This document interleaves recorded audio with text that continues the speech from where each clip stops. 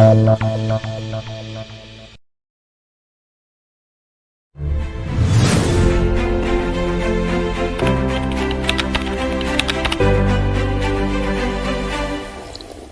morning I wake up with purpose. They say experience comes with age.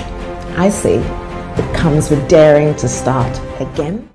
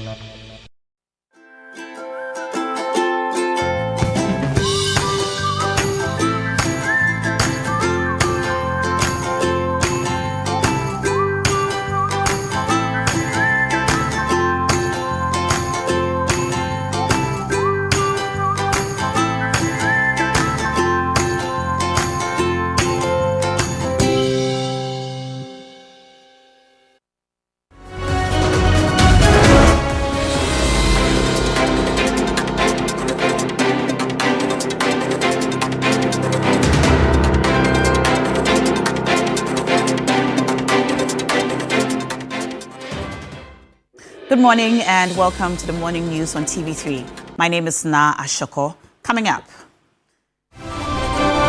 Chief Justice nominee Paul Bafo-Boni. And coming up, Chief Justice nominee Paul Bafo-Boni describes accusations against him by the minority as populist, and he pledges to reform the judicial service. Content of the August 6th helicopter crash report to be made public later today.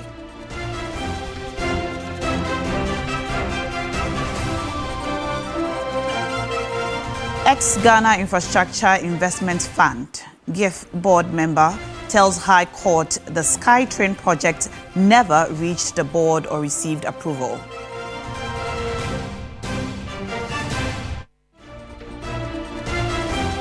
And now the details. The Chief Justice nominee, Paul Bafo-Boni, has said the minority is being populist and mischievous in their claims that he is intentionally delaying the hearing of Gertrude Torkornoo's cases pending at the court.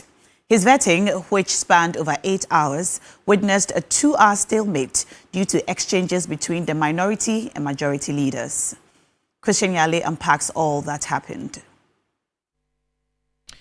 It started with drama. The minority leader's description that Justice Bafuboni is a disputed nominee attracted sharp objection from the majority leader. We gather to vet a disputed nominee for office of Chief Justice of Ghana. This should be a moment of national pride and institutional renewal. I have an issue. The ranking member has no right, no lawful authority to raise anything about what happened in court, the processes leading to a removal of anybody. I am objecting to the use of the term disputed nominee because there's no dispute before us regarding the nomination. The exchanges continued, prompting a break for cool heads to prevail, but the minority had prepared to walk out. You can't just be allowed to run down everybody and get up and walk because you are a your marking. Why? It will not be allowed.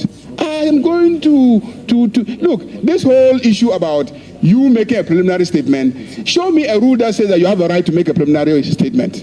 We reject the nomination.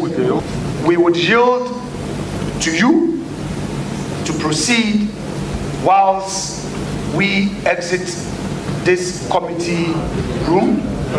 So we thank you very much and we wish you a very good luck. Honourable members,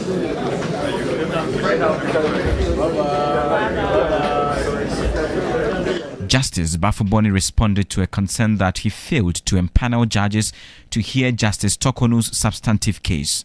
A person who is not a lawyer, I will put it down to ignorance.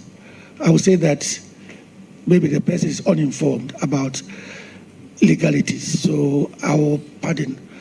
But if a lawyer makes a statement like this, I would think that it is populist and maybe downright mischievous. The Chief Justice cannot be accused of failing to list cases or a panel, when the case is not even ripe for hearing. A case is ripe for hearing when pleadings have closed. He hinted at plans to decongest the prisons using the Justice for All program. It is a bother. I think that it was particularly for these minor offenders that the Justice for All program was introduced. It is something that I want to reignite, revamp it, so that we can have the Justice for All back on the road, so we can get rid of some of these persons. He anticipates a 24-hour legal system, blaming the sinking image of the judiciary on justice delays. Admittedly, there are some cases that do not move fast as a result of, as I said earlier, the technicalities associated with our rules. We also recognize the fact that there are some judges and magistrates who do not put up their best. And all these add to the creation of backlogs. We also want to encourage ADR. On the issue of enrollment into the law school, he noted that there is a need to get more lawyers to meet current demands, and also stated there is no problem with the current system for appointment of judges. Once given the nod, he is expecting to resource the Legal Aid Commission to serve its purpose, while affirming that his appointment is merited. Christian Yale, TV3 News, Parliament. It has been 3 months since the military helicopter crash that claimed the lives of 8 people, including 2 cabinet ministers. A report on the crash has been submitted to the National Security Council and will be made public today. There's more in this report. The military helicopter was en route, an event aimed at tackling illegal mining, Galamsey, when it crashed at Sadanse Akrofom in the Ashanti region. The Ministry of Defense announced the constitution of a formal board of inquiry chaired by the National Security Coordinator and was given 30 days to submit its reports on the causes of the crash. Civil society organizations and the Bureau of Public Safety raised concerns about transparency, urging that the probe be made public and not handled solely by the military. By early October, reports indicated that a preliminary report had been completed and was undergoing review. According to the Ministry of Information, the final investigative report has been submitted to the National Security Council and is expected to be made public on Tuesday, November 11, 2025. The report is expected to clarify the causes of the crash, the condition of the aircraft, weather factors, and whether any mechanical or human error contributed to the tragedy. The accident claimed the lives of 8, including Minister for Defense Dr. Edward Omanebuama, Member of Parliament for Tamale Central and Minister for Environment, Science, Technology and Innovation, Dr. Alhaji Ibrahim Mutala Mohammed. The rest are Acting Deputy National Security Coordinator Alhaji Muniru Mohammed, Vice Chairman of the National Democratic Congress Dr. Samuel Sapong, former parliamentary candidate and Deputy NADMO Director Samuel Abuaji. The military personnel who also died in the crash are Wing Commander Peter Bafemi Anala, who was a pilot, Flight Lieutenant Manin Chum Ampedu, and Flight Sergeant Ernest Adomensa. A former board member of the Ghana Infrastructure Investment Fund, Yao Odamidakwa, has told the High Court that the Accra SkyTrain project was never submitted to the board. Neither was it given board-level approval for funding. Yao Odamidakwa, the prosecution's first witness, submitted his witness statement into evidence when the trial of the former chief executive of GIF, Solomon Asamoah, and the board chair, Professor Ameya Akumfi, started on Monday. Lord Edwasari reports.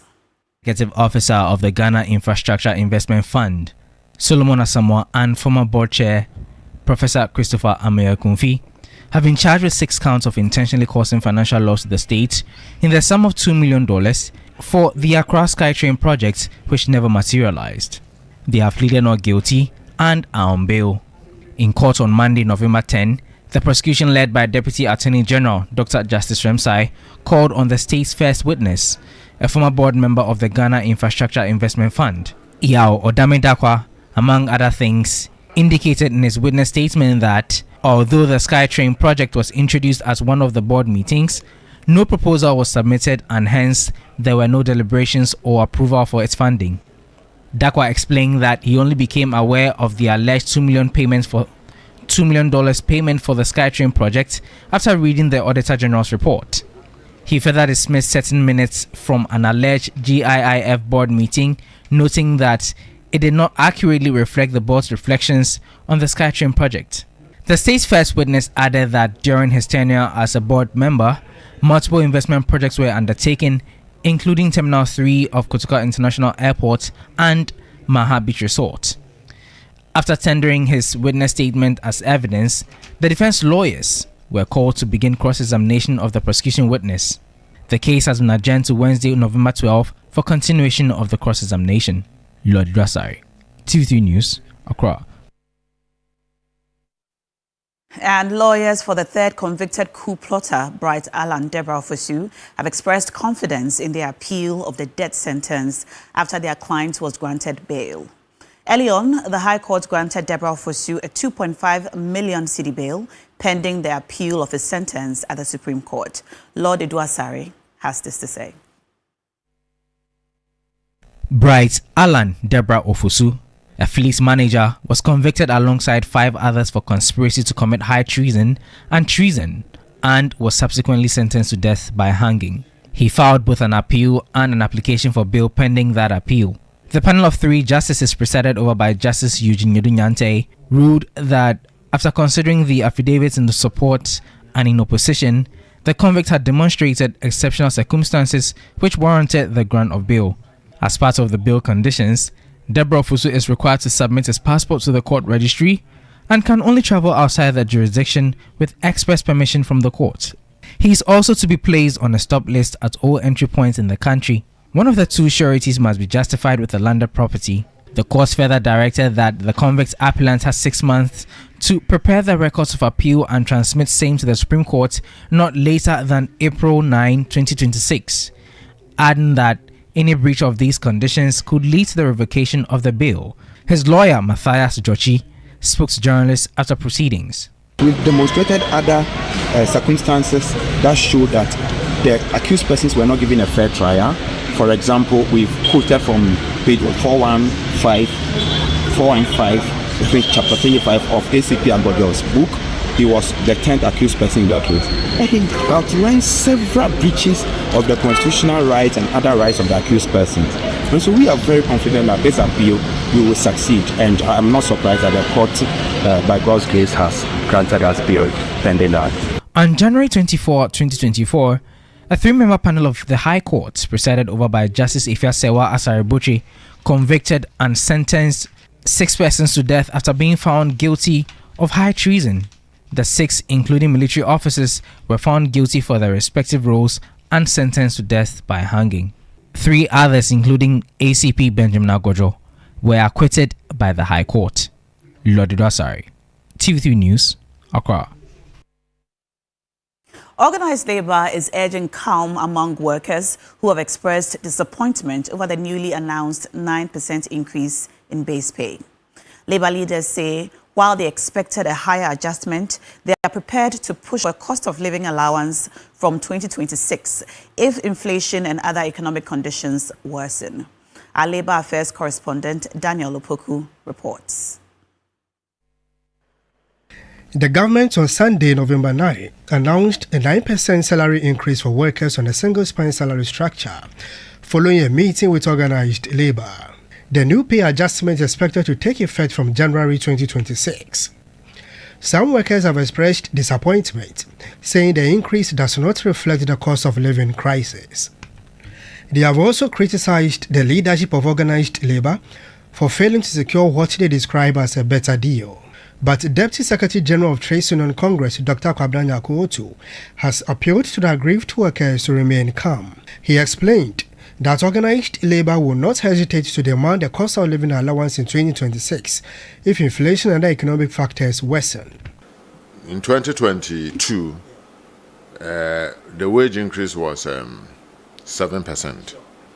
Then, in the course of the year, when prices began rising faster, and the economy went out of gear and cost of living was unbearable, labor quickly regrouped and managed to force a 15% cost of living allowance from government. Okay, so when that point comes, we will surely cross the bridge when we get there.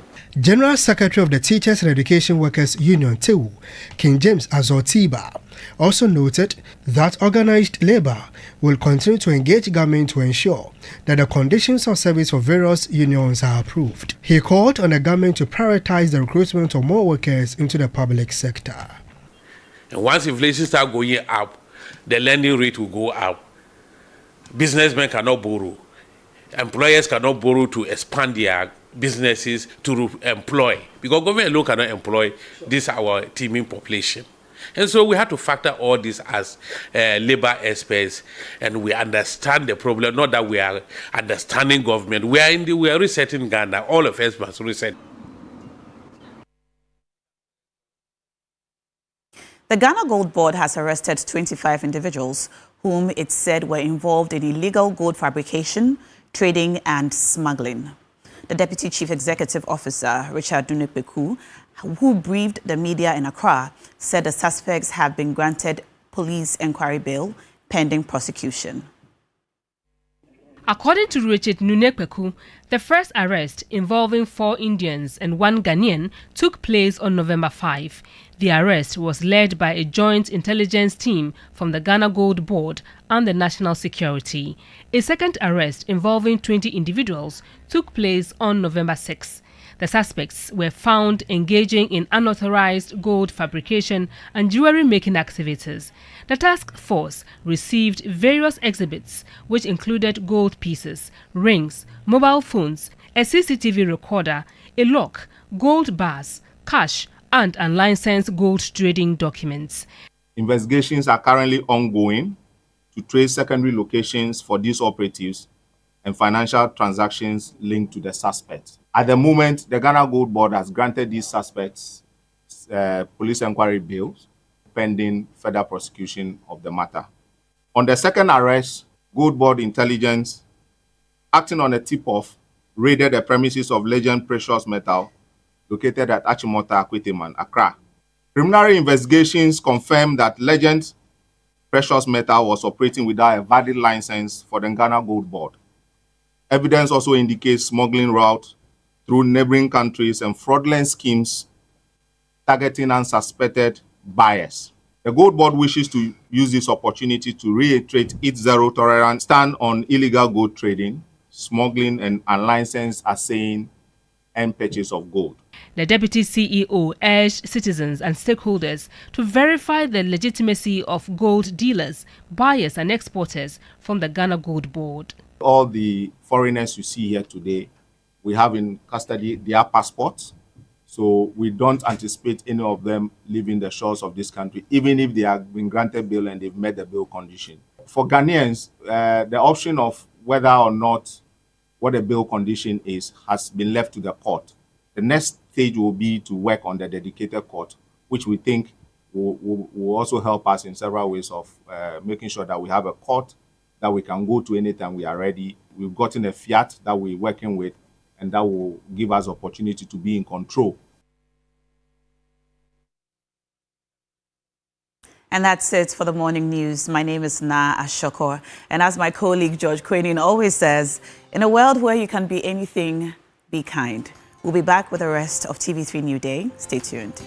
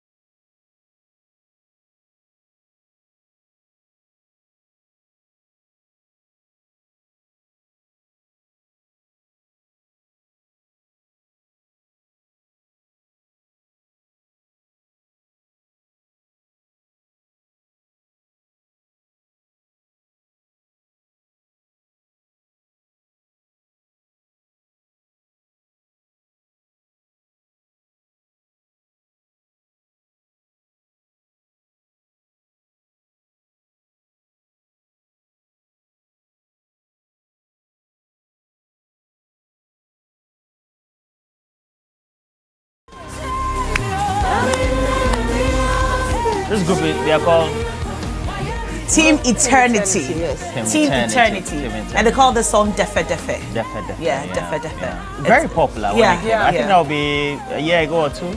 I think a couple of years ago. When they put out this video, I think it's one of the new Christian songs that sort of introduced.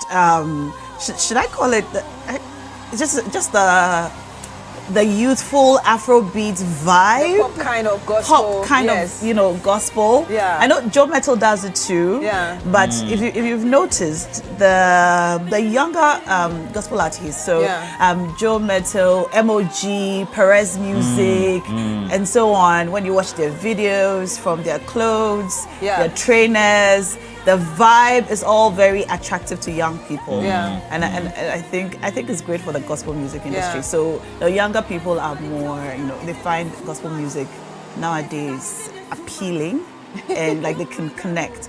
Gone were the days when all of our gospel songs came with videos in 3-piece. Maybe the local. Okay, so 3-piece. No, it was good then at the time, 3-piece and then choreographies, at the time. No trousers even. No trousers. Yes. Yeah. And holding flowers. Shame on you. Yeah. No, but it was a time. Yeah, it was a time. But I think that was purely in Ghana because Kirk Franklin was doing something else. else. I'm referring to Ghana. Yes. I'm referring to Ghana. But that was a time. It was good then. Well, and you remember Nyamibe, Shewako Nosundi. Yeah. Remember that song? I didn't think Beatrice would remember because Beatrice is very young. Oh, I think. Yeah. It's your birthday tomorrow. Tomorrow you celebrate your birthday. Yeah. So make sure that you don't get tempted because it looks like now and I on a 24-hour spree. No, 48-hour spree to tempt you. All right. To say things that you're not supposed to say. I will not be tempted. So we're doing a 24-hour countdown to the birthday of Beatrice. Yes. And Beatrice is so meticulous about how she does her pronunciations. Yeah. So, Beatrice. Yes, sir. Let her pronounce it. Beatrice. It's Beatrice. Beatrice. Please. One. There's one. Beatrice. Mademoiselle. She speaks French also. Yeah. So she's a very multilingual person. Multilingual, multi-talented. But yesterday was quite exciting. Let me say good morning to Chairman Godwin Tamaklo, the RATES Group Chief Executive. Now he's laughing at the corner. Chairman Prosper as well. Salifu Combat. Salifu Combat is Dr. Salifu Combat, the boss for the National Health Insurance Authority, the Upper East region. And then, of course, Edmond Combat as well is the managing director, the Tema Oil Refinery, and Alhaji Jibril of National Security, and everybody else, Delzi and the rest of Philippine, Kins, and Gloria, Davina, all those who tend to watch us, were grateful. And yesterday, we had the acting Chief Justice appearing before the Appointments Committee, and now you did the observation because among us, you were tasked to be taking notes. So what did you observe? Is that so? Well, yeah, so yesterday... but that was what Shadrach and then Anita said we should do. Did you after say, the production meeting. All right. Shadrach and Anita, Roland. No, you're right, Roland. So yes, yesterday the vetting of the CJ nominee, acting CJ, Justice of the Supreme Court, Justice Bafo-Bonny, did happen amidst a lot of controversy. I don't know if it's right to say it was not expected, but the vetting took place over a period of about 8 hours, and it was marked with a walkout on the minority side. The minority came to the room with a prepared speech, which they read. They described the acting Chief Justice as the disputed Chief Justice nominee, and this was not received well by the majority side. Eventually, they challenged the nomination. They walked out of the vetting. They did not participate, but the vetting did go on. It did go on. It was long. Some controversial statements were made. There has been a lot of commentary on the matter, and we're going to get into it proper on our This Morning segment, as well as our Big Issues segment later during the show. And so it was, I think the main problem, Roland, according to the minority side, the main problem is the issues with the way the former Chief Justice was removed. and the many suits that are still pending before the courts, and some allegations about how the acting Chief Justice is handling the hearings, or the fact that the hearings have not actually taken place in their view. But we'll get into it. Afenyo Markin, though, Minority Leader Afenyo Markin, he was very passionate yesterday when he was speaking and, laying his concerns before the House, talking about judicial independence and political interference and so on. But we'll play the tape for those of you who missed it. I loved, and I'm glad we just showed that video. When Afenyo was making his, I should say, preliminary statement, the stern look of the CJ, kind of listening attentively, and for me, I think that what really erupted this whole thing was because Mahama Ayariga, the majority leader, was bent on ensuring that the process was not disrupted. Because he said that today, I'm not going to allow you to break any rules. We'll stick to the rules and we'll go according to what happened. I mean, what we are supposed to be doing. And of course, the minority already also having its own plans didn't want to go with it yet. But aside from that, I thought that the responses of the nominee were quite insightful. The bit about the alternative conflict resolutions. I mean, that's something that we've been talking about all the time, but we don't seem to implement it. The controversial bit you talked about, the 70-year term, but if you listen, that's my interpretation. The other comments that he made, which I found very insightful as well, I think he was asked about corruption. And he said that the judiciary is as corrupt as the people who man it. Because the people who rise to be leaders come from us. So if my leaders are corrupt, it means that we ourselves, we are corrupt. And for me, it's a statement that always, brings the reality to the table. That's really what it is. Space. Exactly. Yes, because you're corrupt in your corner, nobody will see you. They say money highlights who you truly are. So if you're a thief in a poor condition, when you're given authority and money, you still beg. So for me, it was a very big a statement that he made that I think all of us as individuals, we should reflect on. And of course, a lot more things that he said that I thought were quite good. He spoke about using AI to empanel judges. And I thought that was interesting, because it's one of the issues that has birthed a lot of controversy, the empaneling of judges. How is it done? Does the biases of the Chief Justice come to play? These are questions that have been asked and issues that have been raised. And so using AI, as is done in other parts of the world, I know in the US, they have AI tools which they use to empanel judges and even to determine certain bail conditions and so on. Just the human interference. But something he said that I don't know how Roland would take it, when he said he left the prison service just so he could marry his wife. And he's trending with that statement as well. And I find it quite interesting because people say that when a man really wants you, he will do everything to get you. So, but Roland is a hopeless romantic. Please, what did you say again? You're a hopeless romantic. Everybody who knows Roland knows that you're very romantic. And this is something that according Roland to the connoisseurs and the critics, Roland, you were splendid. Roland, would you leave a job? Exceedingly splendid. Roland, would you leave a job that you love, right, so that you can be with a woman that you're crazy about? I don't understand the question. Would you leave a job that you love? But I thought we were supposed to have this morning I'm segment. asking you a question. Would you leave a job so that you can be with a woman you're crazy about? I thought we're having this morning segment. Yeah, having all the things. That's what we're conversation about all the things. Then let's go to bed. Please, we have cash out. It goes with a shock to start for 3 You're not answering the question. It goes with a shock to start for 3. Everybody knows that you're a hopeless romantic, even though you pretend you're not, And being such a handsome gentleman and having, so many women falling over themselves for you. Yes. The question is whether you make Dr. a sacrifice. Juliet Yayiratengi, good morning to you. Mama War of the Asogli State. Roland has decided he's not and so quickly. He didn't say hello to Ajete Ochema. Oh, is the Honorable Ochemma. Yes. MC Obake. Obake. Welcome to the show.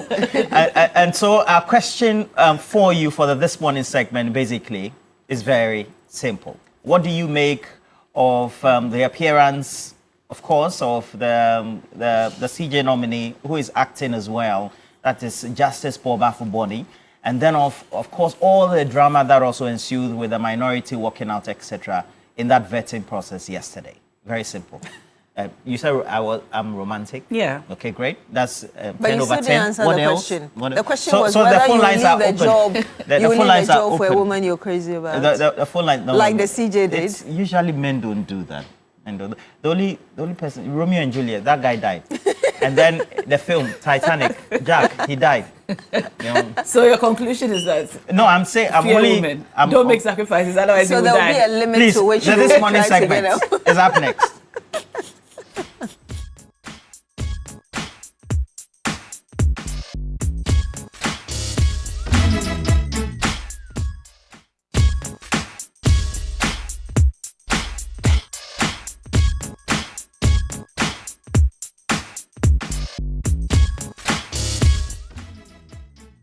And you're welcome to This Morning segment. So we are asking you about the appearance of the CJ nominee, Justice Paul Bafuboni, before the appointment committee yesterday, and what transpired, the back and forth between the minority leader, Alexander Apenyo-Marking, and the majority leader, Mahama Yariga, the intervention of the chairman of the committee, Bernard Ahiapo, and everything really that transpired, the responses to the questions that were asked, what you make of all of these. The numbers will be displayed on your screen, but we do have our first caller who's joining us from Somanya. Good morning to you, sir. Thank you so much for joining us on This Morning segment. Good morning, Sister Beatrice.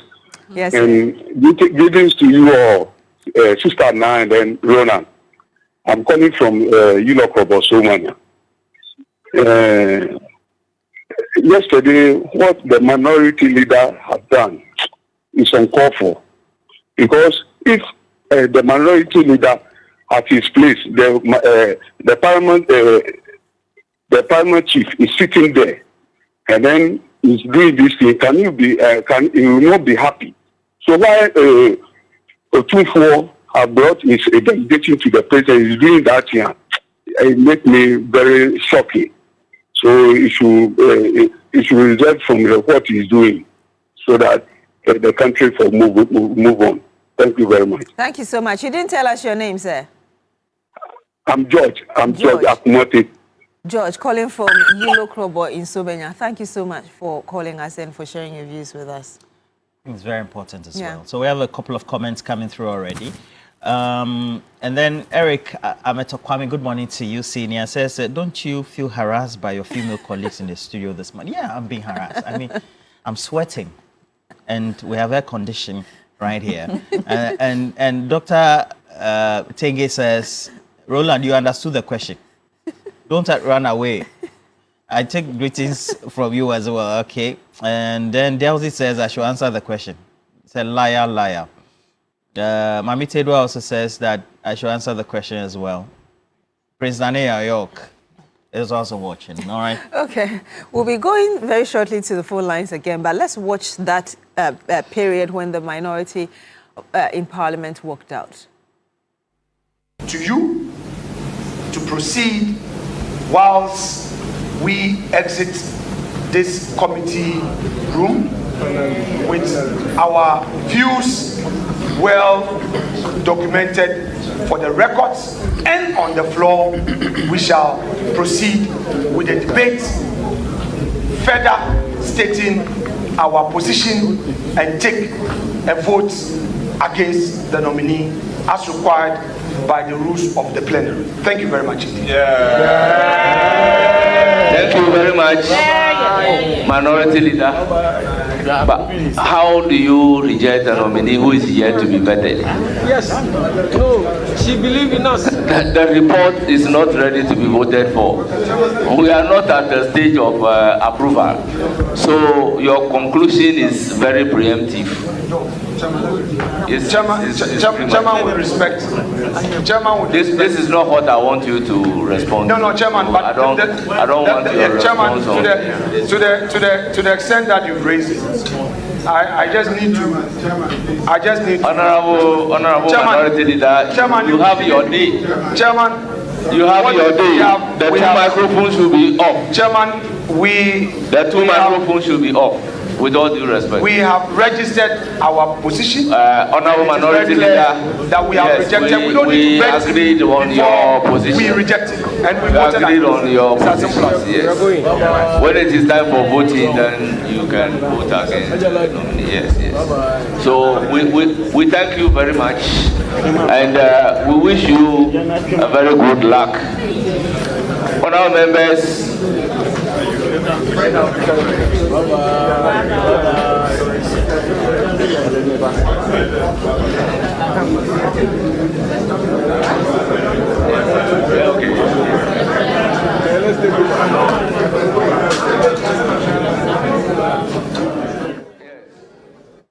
So the minority walking out with a sound in the background, bye-bye, bye-bye, and obviously eventually going out for the majority to take complete charge of the vetting process and asking all the questions that, the other side wasn't there. I think they should have stayed. They should have stayed and asked I agree. Justice Paul Bafuboni all the question they wanted to ask. Yeah, I agree. And then also, the president took a decision based on Article 146. Yep. Okay. So if that was a separate action by the president, of course, having consulted the Council of State, a committee, in-camera sitting, a report has been submitted, an action or a decision has been made by the president. I don't see how that becomes a matter of parliamentary inquiry or inquisition or a subject for you to question on. But again, I believe that the minority leader is an experienced legal practitioner, but also a member of parliament, and so has a lot of hindsight and perhaps more information. Yeah. And based on which he made that decision for the whole of his other colleagues that he had. But I think that was also to move away. Yeah. But I thought that the decision to boycott deprived the ordinary Ghanaian of what could have been by way of the inquisitorial question that could have been asked beyond what the majority members within the committee would have asked. Indeed. Because, when you're in the minority, you're more probing, you're more aggressive, and you tend to give the other side of the political divide a lot more verve, a lot more action to be able to undertake decisions on. Yeah. And I think a section of the Ghanaian population have been deprived of that. Besides, the nominee himself, the acting Chief Justice, has so much experience on the bench. I mean, 70 years at the and bar. so for us At the bench, at the Supreme Court. Yeah.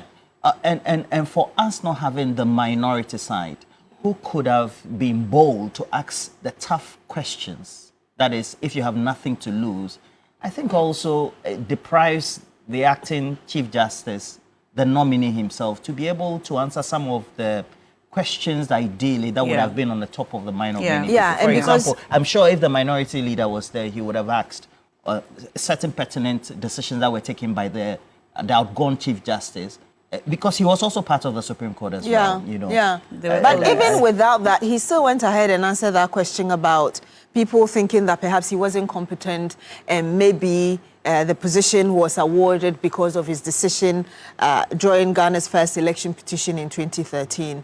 And he really responding that I would have been sad if that was the only reason the president used to appoint me many years later to be the CJ of the country. But again, I'm just looking at this two ways, where the minority already had threatened that it wasn't happy with the vetting that was going to come up. It was going to protest against it. So it's kind of, we're going to fulfill our words or our promise. But the other side is also what Mahama Ayariga said, that if you have any issues, those are outside of this place. The reason you can't use the word disputed, because you haven't gone to court to challenge his nomination. And there was no disputes before the appointment committee itself. Yes. And so the use of that word was displaced. But, I mean, what better way to register your protest than to stay and ask the questions? The critical questions. To the nominee before you.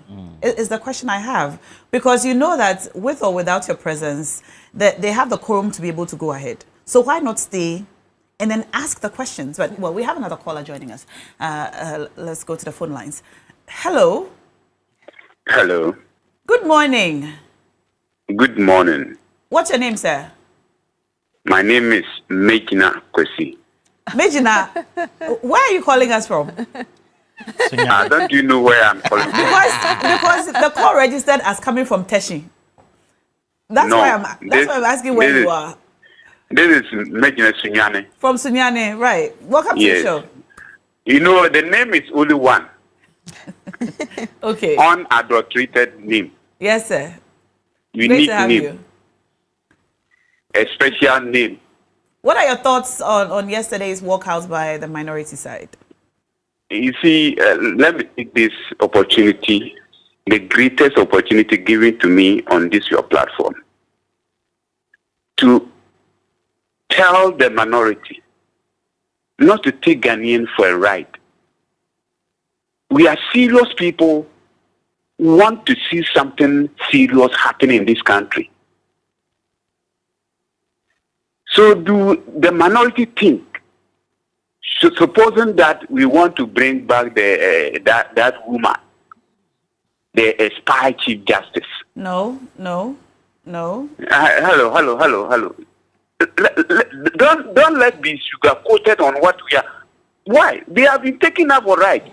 Do you know that when they appear before the vetting committee, the allowance will be given to them? But they are performing their parliamentary duty. Boycott is part of parliament. Did they finish their parliamentary duty on that? So did they finish? Parliamentary protest, maybe. Did they finish their tax? They didn't. You know, even their shoes, my taxes is used to pay them. Their shoes that they wear. Oh. Whatever they do, it's my money. It's not taxpayers' money. Just let us know what you think about the walkout. Okay. My thought is that when the man appeared before the appointment committee, he really spoke very open. Okay. And what touches me is the delay in court cases. In court, to the extent he raised a very vital issue regarding where judges or people who are serving at the bench, where they live. Some will go and hire a room from somebody who is a litigant. Maybe because of that, the person who or she is a landlord to the Lord in court. You think he will get a favor? And we are not thinking about it. Come to Sunyane. All right. I know a judge who hired a room to stay. Okay, hello, Mejina. Oh, okay. Thank you. Thank you for your call. We have somebody else joining us. Yes, we do have another person on the line. Good morning to you, sir. Thank you so much for joining us. Tell us your name and where you're calling us from. My name is Sowakinre. I'm calling from Teshi. You're the Teshi man. How are you? How is Teshi today? Okay, Everything is good. Great. Share your thoughts with us. Good morning to you all in the studio. Good morning. Yes, sir.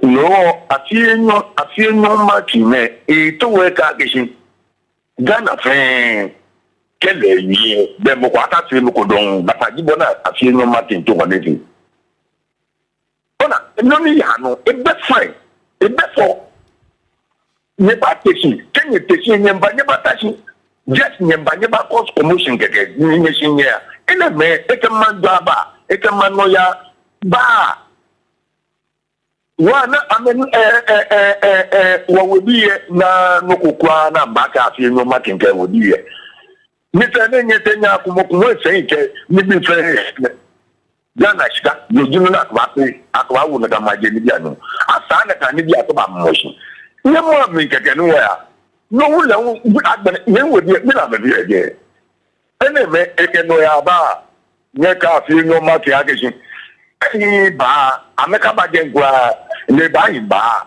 be no na mbawa ni no fe no aya na si ameka fi am je ma de jam cause commotion ni Ghana today je ka je bo yo no me what e ko ke bo ba ye no no ni ba ya no be bo ke to ke ni ka se mo ya bo ba ko ke te bo o mo mi na ta ma ba. Thank you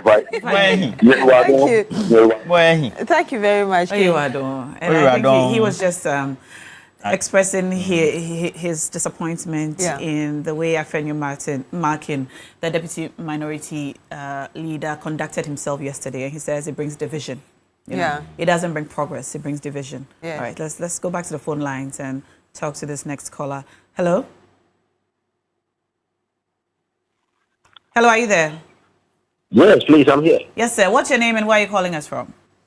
My name is Patrick. I'm calling from Pando. Welcome to the show, sir. Go ahead. Yes, I want to say that what happened yesterday at the vetting was simply very shameful. It was very, very unpatriotic on the part of the minority leader. In fact, it is self-aggrandizing. He is on the way to destroying himself. Somebody should advise him to stop the way he's doing. It won't help him at all. In fact, whether they like it or not, the process continued and ended, and hopefully, God willing, Justice Bafuboni will definitely sail through and become the Chief Justice. The question they should be asking themselves, or somebody should be asking them, is at the end of the day, will they appear before him in the court one day for one reason or the other? These are some of the things they should be thinking about before they do their things. Thank you so much for having me. Grateful for your contribution. You can also call us. The phone line is on the screen. And if you haven't cashed out this morning, you want to do so now. Dial *439 #, select option 2 for TV3 and win. Today we have 10K. Yes. 10K. Yes. 10K. Any bonus? All right. We have 10,000 cities going out to 10 of you. So dial *439 # now, and you can win 1,000 Ghana cities. All right. Select option 2 for TV3 and play about 40 times and win big on the show. Yes. All right. All right, I have a couple of messages. This one is coming from Kofi Kwatingam in Kukro. Says, with all that happened yesterday, I blame the chair for the committee, the Honorable Bernard Ahiafo. He asked Afenyo Markin to conclude on 15 occasions. Joe Wise would not have tolerated this from any ranking member. He needs to be reshuffled. Hey. Is this person a member of the minority or MPP? And then I have this one from Richard Amankwa Kwashi, who says that, please, I know how vocal you are. Please answer the simple question from the ladies and what they're asking you. What question did they ask? Prince Daniel York.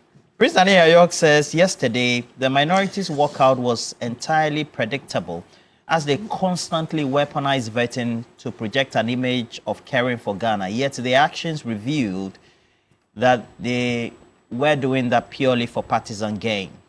The more they pull these stunts, the more Ghanaians grow furious with them. The very behaviors that landed them in opposition still define them. Why not simply wait for the question time and rephrase it in a way that compels him to respond? Okay, it says clearly the NPP is suffering from a leadership vacuum right now. And then Sherry Giovanni, good morning to Sherry Giovanni. Sherry Giovanni says that yesterday's vetting could have been an interesting one if the minority had stayed. But I blame the majority leader for arrogating powers he doesn't have to himself, that it will never happen under his word for anyone to violate any rules. This halted the proceeding for almost 3 hours. I think that was a calculated move to infuriate the minority so as to prevent them, especially the Honorable Afenyo Markins, from grilling the CJ nominee. All right, and then adds, may the NDC treat the MPP fairly, and says good morning to Daniel in Chukpo as well. Dr. Kofi Anochi of KAOD Consult, good morning to you, says that he's watching us, and interesting discussions so far. Okay, do we have more callers?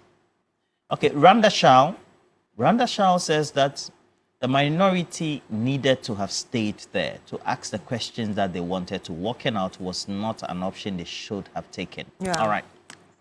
Let's go to Oseboateng, who joins us live on the phone. Good morning to you, sir. Thank you so much for joining us. Tell us where you're calling us from and share your thoughts with us as well. Well, good morning. I'm calling from Koforidua. Koforidua, yes, sir. Yes. It appears almost all your callers this morning to your show seem not to agree with the decision which was taken by the minority, led by the minority leader. But I think that, especially to my sister, now it's a learning colleague, so she ought to have understand that if you form part of a coalition link, then you are part of the coalition. So I'm not sure you're being fair to Na. Please go ahead. But you can go ahead with your point. What I'm saying is that the minority from the inception of this whole process have, deployed that they think there's something wrong with the inception of the process. Then it moves on to several stages at a point. I mean, the most important point where Parliament needs to vet a nominee to take up the petition that they feel illegally being changed. But, people feel that no, the best way to have established their displeasure was to say and ask questions. So you vet the nominee and later you say you don't agree. No. You rather have to devoid yourself from the process. So clearly, I feel minority did the best so far as, somebody like me was expecting of them. Even though I'm in support of Bafuboni, I think that he has done nothing wrong. And then the president, he neither has done anything, so obviously wrong. Just that, the spirit and the letters of our constitution, much power has been invested into the hands of the president to do, to carry activities of this nature, and seemingly paint a picture of, kind of exorbitant exertion of powers. That is not his fault. But if you are a minority and you feel that this process is kind of an abuse, it's kind of, not demonstrating democratic powers as given to a president, and you form part of, a vetting board, then you go ahead to ask the nominee. So why did he do this? Why did he? And later you say, I don't like you. Then why did you vet me? So please, people need to understand and know that to take a walkout is the most strongest form of demonstrating a displeasure. And that is exactly what they did. And then I saw the chairman saying that, you've not vet the nominee. Why do you reject me? The process is not to say that after vetting reject, you can even reject the person, from the onset of appointment. Immediately the name is pronounced, you feel that this person, I think you shouldn't even come to us. All right, thank you very much for... Then, they can walk away. So the final decision whatsoever of their walkout is a rejection that you think you are not doing. It's not about competence. It's not about, your ability to have answered my question right or family to But the process that is bringing you to, power or to be enthroned. All right. To be erroneous. Thank you. We'll have to end it here, but thank you very much. Thank you so much for calling us from Koforidua in the Eastern region. And of course, you can still call in. The numbers are displayed on the screen. But there's a world-class university right here in Ghana, Rosebank International University, a strong South African university, and a brand of the ADV Tech Group, Africa's largest private education provider with 146 schools across 5 African countries and over 100,000 learners, and partly owned by the World Bank through the IFC. Rosebank International University is fully accredited by the South African Qualifications Authority, the British Accreditation Council, GTEC in Ghana, City Guilds UK, and Capsicum Culinary Studio. At Rosebank International University, we offer a Doctor of Business Administration, MBA, Master of Science, and Master of Philosophy in Digital Marketing, Master of Supply Chain Management, targeting professionals in freight forwarding, customs, etc. We also offer hospitality and culinary art, available at diploma, undergraduate, and postgraduate levels. Our ICT has BSc Information Technology in Business Systems and IT Computer Application Development, all carefully designed to equip you with the skills and qualifications needed for a successful global career. Our mission is simple: inspiring excellence. Admissions are now open for January 2026. You can visit our modern campus at Airport Commercial, that is Opebia House, Accra, or apply online at www.riuc.edu.gh. Rosebank International University, building global citizens. The way you read it, take very sweet. Citizens. Take us for a break. Yes, and you're still here on Newday on TV3. When we come back, we'll bring you some more. Do stay with us.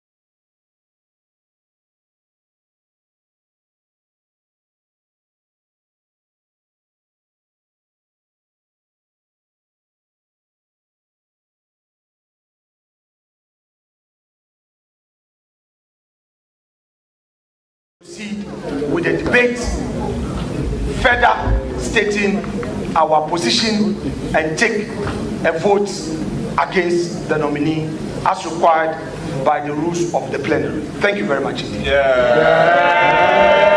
Thank you very much, Minority Leader. But how do you reject a nominee who is yet to be vetted? Yes. No, she believes in us. The report is not ready to be voted for. We are not at the stage of approval. So your conclusion is very preemptive. Yes, Chairman, with respect. Respond. No, Chairman, but I don't want to Chairman, to the extent that you've raised it, I just need to. Honorable Minority Leader, Chairman, you have your day. Chairman, you have your day. The two microphones should be off. Chairman, the two microphones should be off.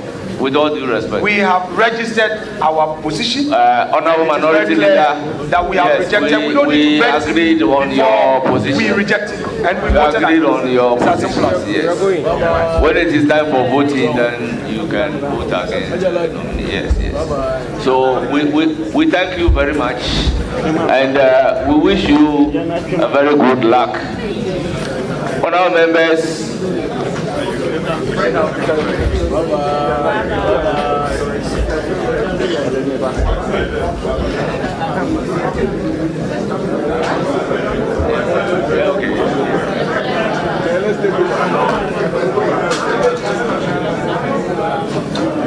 Yes.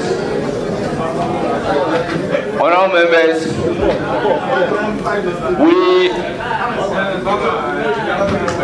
those present here, we have the constitutional quorum to proceed to vet the Chief Justice nominee and present our report accordingly to Parliament.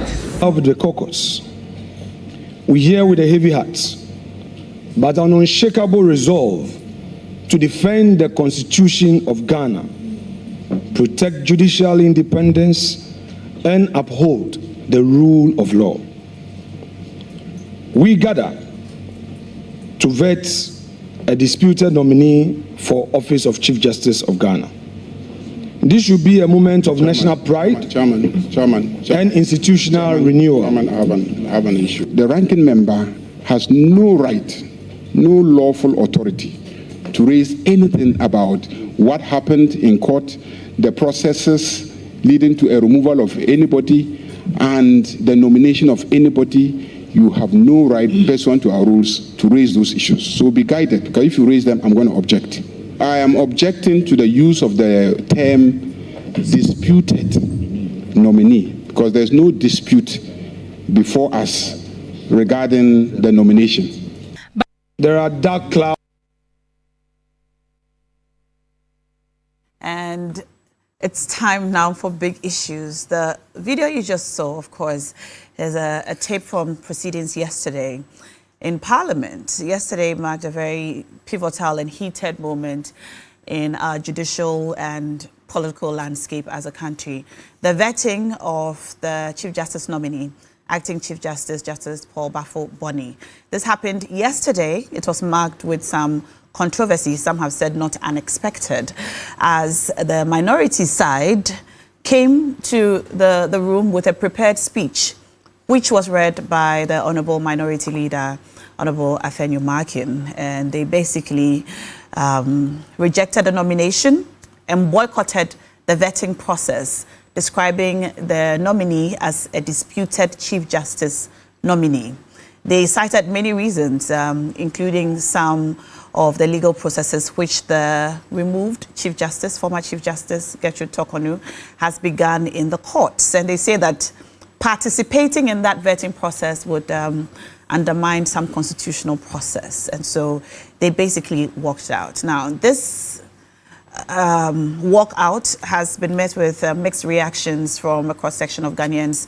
If you go online, read comments on social media. In fact, from our This Morning segment on TV3 Newday, a lot of you called, and it appears a lot of you were registering your displeasure with the way the minority side conducted themselves yesterday. The entire process took place over a period of about 8 hours. The vetting process did take place. It was long, it was interesting. Some of the answers from the nominee have sparked conversations about our justice delivery system and the like. Now, we're going to have this conversation as well as that report which has been filed, which is yet to be set to be made public today on the helicopter crash, which unfortunately claimed 8 lives in the month of August, including 2 cabinet ministers. The report is set to be made public today. Now, some questions have been asked about whether or not it is necessary at all for this report to be made public and what it means for national security and other things. We'll get into that as well. But we have some visuals for you. For those of you who did not or were not able to watch yesterday's vetting process, we have some visuals for you just to put our discussion into proper context before we begin the conversations. Let's take a look. The way things are going, we think that we don't want to. If you are not careful, and you saw the interjection that I made, if you are not careful, you might even speak against anybody like the majority leader and whatnot, and we don't want to proceed. I don't know when the majority took this decision that when a minority has a position, we don't have to air it. I don't know. Take this every and it's not right. Let's allow the process. Let's go through the process. All the questions that we need to ask, let us ask them. I mean, that is what civil societies demand, but it didn't work. And that was a press conference yesterday by the minority side after the walkout, to register their protest about the vetting of the Chief Justice nominee. But in studio now, we have been joined by Ramsey. Ramsey Inusa is the Director, Political Research of the new United Party. Ramsey, how are you? I am doing well. Good morning to you. Good morning. It's great to have you. Thank you. You're looking good as usual. Thank you. As are you. As are you. Thank you. All right. It's quite unfortunate that, we have the same team. Accra House of Oak. Of course. Never say that until the bones are rotten. But bones never get rotten. Indeed, we'll bounce back strongly. Yes, absolutely. And so I would like to commend the players for what they showed. Indeed. They did their best. I don't know. We didn't have a VAR at the pitch. You see? We could have looked at that goal, whether it was an offside or not. It could never have been an offside. But indeed, time will tell. Yes. We'll have our day. We'll have our day. We'll have our day. So I'm sure you witnessed some of what happened or all of what happened during the vetting yesterday. How did all of that strike you? Well, I wasn't surprised at all. I mean, all what is happening in the minority caucus today is the doing of the former President Akufo-Addo. How is that? Because these are his proteges, right? These are people that we call the Nanes People's Party, not the true MPP. Nanes People Party? Yes, not the true MPP. Why is that? Because I heard the minority leader make remarks on ensuring accountability and protecting the rule of law. And indeed, he said judicial independence. Mm-hmm. Now, you ask yourself, didn't we see a political interference in the works of the judiciary under their tenure? And all indicators and indices have reported to such. If you look at the Mo Ibrahim Governance Index, judiciary autonomy declined by 50%. If you look at the Afrobarometer report and their respondents to a survey conducted by the Afrobarometer, over 86% of Ghanaians lost trust in the judiciary system under their regime. They packed pro-MPP people into the Supreme Court, into the High Courts, and even the Circuit Court. So indeed, they are having a taste of their own medicine. This is what they created. Right? The previous 8 years, we know what they did. Today, they are tasting their own poison. What exactly are they tasting? Are you saying that the courts have been packed with pro-NDC? I'm not saying that, judges? now we can act as if politics has not infiltrated each and every fabric of the Ghanaian society and even our public administration. We can sit down here and act and lie and say all whimsical things about the situation, but it is what it is. That is why it is detrimental to our democracy at this very juncture, because the judiciary should not be politicized. But today in Ghana, this is what it is. And so we, as members of the United Party, are recommending and we are proposing that going forward in the new constitution that we want to run, Ghana ought to introduce a bicameral parliamentary system. Currently, we run a unicameral parliamentary system. And with this bicameral parliamentary system, we want to see non-state actors and non-political actors uphold these offices within the bicameral parliamentary system. How does that work? So I'll give you an example. Within this second chamber, right, we want the trade unions to man it. We want the media, the representatives of the media to man it. We want the representatives of PWDs to man it. We want our faith-based organizations, reps, to man it. The pastors, the people that believe in our traditional belief, African traditional religion, and then our Muslim faith as well, would also have their representatives in there. Then we have our traditional authorities, Nananum, would also have representation in there. And they would have the powers to appoint heads of independent constitutional bodies so that it would not be the sole prerogative of the executive. Because we've seen over the years, under the ages of our 1992 constitution, that political actors from both political parties, MPP, NDC, have always tried to look at politics first, right, in the appointment of such persons. And that is why today, I can say without any iota of doubt that I can see some light at the end of the tunnel. Today? Because I sit down here as somebody who has tested the leadership of Justice Paul Bafo-Boni. You have tasted his leadership? I have tested. Tested? Yes. How did you do that? Great. I have here a letter from the Judicial Service. Okay. Now, earlier this year, I petitioned this office over a serious, grave violation of my rights on a case in court. But you have to. Now, a judiciary staff in a court in Nsawam tried to, manipulate one way or the other the processes. And you know that it is against the code of conduct of the judiciary staff. They have a code of conduct they need to follow religiously. I petitioned this office from the front door. And I want the people of Ghana to understand this. From the front door, I petitioned this office. I had not lobbied Bafo-Boni, Justice Bafo-Boni. I had not called him, nothing of that sort. I have no personal relationship with him. I received a response on the 15th of May, 2025, with an action taken. This is what leadership is about. This is what leadership is about. On this year, I petitioned the office of the IGP on a matter that also infringed on my rights as a citizen. And indeed, the leadership skill of Justice Bafo-Boni and that of COP Onu is like comparing day and night. I dare say so this morning.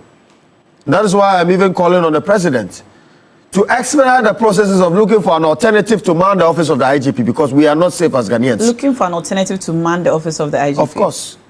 I have no trust in COP Onu. He is not competent to uphold that office. What is the basis of this statement? Now, if your rights as a citizen is being infringed on, so many times. You petition his office to take action and you do not get any response. What does that mean? Justice delayed is what? Justice what? Denied. He has denied me of my rights. He has denied me of justice. I had petitioned same to the office of the acting Chief Justice at that time. Let me ask and you let's a question. compare. Yes. You are petitioning the office of the Chief Justice. Yes. Because your personal rights have been infringed upon. Exactly. I use the same modus operandi. Why don't you go to court? I mean, why don't you go to Ghana Police Service? Why are you petitioning the IGP? Because surely he cannot be able to attend to all citizens who petition his office individually. That is not because true. their personal rights have been infringed That is not upon. true. That is not true. The office is the office of the Inspector General Did you of go Police to of Ghana. Go to the Ghana Police Service in your neighborhood? Did I go to? Yes, I went through all the processes. And of course, you have to petition the IGP on this matter. You have to petition him, and he will refer the matter to PIPS for investigation. That is how the process works. I see. But this IGP failed to do that because I think that the officers who acted in such contumacious manner are under his direct leadership. They work under his office, and so he is protecting them. But I am going to say that I am a masochist. A what? A masochist. That you cannot mess with me in a manner in which you think you get away with it. I am a fighter, and I believe in the rule of law. And that what ASP Samuel Nanabofo did to me and my God is something that I will never forget. And so far as I live, I will seek for justice. And indeed, you should remember, karma is real. All right, Ramsey. I'm going to come back to you in a moment, but we've been joined on Zoom by one of our guests, legal practitioner, private legal practitioner, well-respected lawyer, responsible for some of the major landmark decisions in our courts. Lawyer Martin Pebu has just joined us. Good morning, sir. Good morning. It's great to have you joining us all the way from the United States, I believe. What time is it there? It's about 2 a.m. 2 a.m. 5 minutes past 2. Yeah. Wow. Well, we are grateful that you woke up at 2 a.m. to join us to enrich this morning's conversation. Let's just get straight to it. I mean, yesterday, I'm sure you watched all of it or some of the vetting of the acting Chief Justice. The Chief Justice nominee, Justice Bafuboni. The minority staged a walkout, and they, among other things, say that they left because some constitutional breaches have been occasioned by going ahead to vet this Chief Justice. What's your assessment of that statement, and do you agree with their legal basis for walking out? Not really. I don't think as you're saying, do I agree with the basis?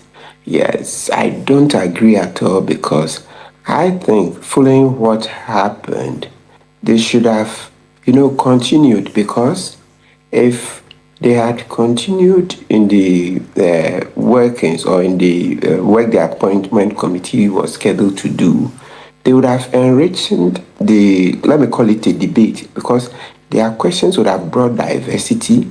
Their questions would have explored other angles. Their questions would have brought more out of the Chief Justice, you see it. So to say, because they were not allowed to say Tokonu was removed unfairly and the rest, they would not participate. For now, I don't think that's enough. Because there was a statement Mahama Yarga made, majority leader.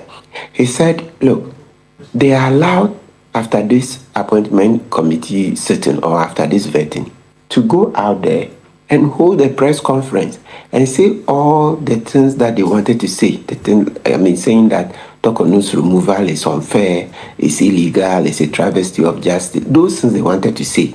They're just saying that don't say them right here as part of the vetting process, because when you do, they infringe certain parts of the standing orders, but you are free to go and organize a press conference. And they the minority had organized a number of press conferences where they had made these statements. So their point has been well made. So, well, I stand to be corrected, but I'm still struggling to see what extra points it would have made that they would use the vetting committee sitting or use the vetting itself as another opportunity to repeat all of those. If it were that, there is no other opportunity to say those things, or even before the vetting, they had never had a chance to say those things, then you would understand why they would want to say those things at the vetting. It's like, this is my first and last opportunity. If it were the first and last opportunity, then I would understand. But this is not the case. They've made their points several times. They've had a number of press conferences. Come on. They've even had demonstrations, right? Yes, there was even a demonstration. All those things, right? So I think they should have stayed. They should have stayed because, yeah. Okay, they should have stayed. Do you think that, well, are there any implications of this walkout on the independence of the judiciary? Because, and one of the comments that was made is the fact that this vetting, or the vetting that took place, the way it took place without the presence of the minority side has implications on the independence of the judiciary. Do you agree? Let me see. On the face of it, it's difficult to see how that... Okay, so, well, this is what you say. There may be something in terms of the optics, yes. So it's just the optics, but not substantially. So that's procedural. In terms of procedure, it means that the Chief Justice comes into office with the tag that, well, the minority didn't support his appointment. Yes, so that's it. So it's only in terms of optics. Like, if you read history is written tomorrow, they say, oh, the minority walked out because they thought the situation was so bad. That's it. But in terms of the substantive performance of his office, no, not that I can think of now. So what the Chief Justice has to do is that it means that this serves as an impetus for him to perform far better than he himself has even thought about, or committed himself to do. Because you see, it's like you have to do so well that the opponents will be ashamed. Yeah, I'm going to perform so well to shame you. You know, like if you want to see the real meaning of what I'm saying, if you brought it into tree, then you see what I'm trying to say. Mayor Amawaferi, you know, I would do it so well that you'll be ashamed. Mayor Amawaferi, or other forms of putting it. So, yes, in terms of the optics, yes, it doesn't look good at all, because usually when the office holder gets a bipartisan approval, it helps our democracy. It makes our democracy looks good, because then it doesn't make the candidate look so partisan, so to speak. So that I remember when it came to Tokonu like this, yeah, they had to go out and talk to NDC people. They even had to go and see JM, so that President Mahama at the time had to also tell them to go ahead, that's tell the parliamentarians to support Justice Tokonu's nomination, etc. So at the end of the day, yes, on record it will show that NDC agreed, okay, they supported her nomination and appointment, right? So if Bafuboni had it, it would look good for the optics and psychologically. But as I've said, procedure is not the end of life. No, it's not the end. Let's go to the substance. So that's where you see, they will say, substance over form. Yeah, so the form doesn't look good, but thankfully, Bafuboni has the opportunity to perform so well in the substance that it can overshadow the form.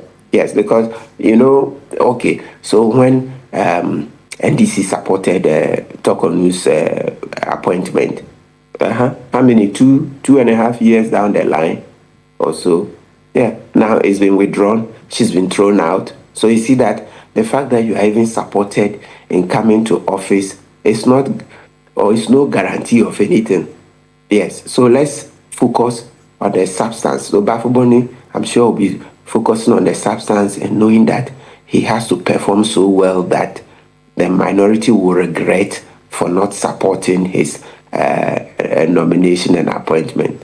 All right. Now, even though you don't agree with the minorities' walkout, if you could offer any advice, do they have any legal recourse to take because they are of their registered displeasure, in fact, rejection of the Chief Justice nominee, and the fact that the vetting still took place?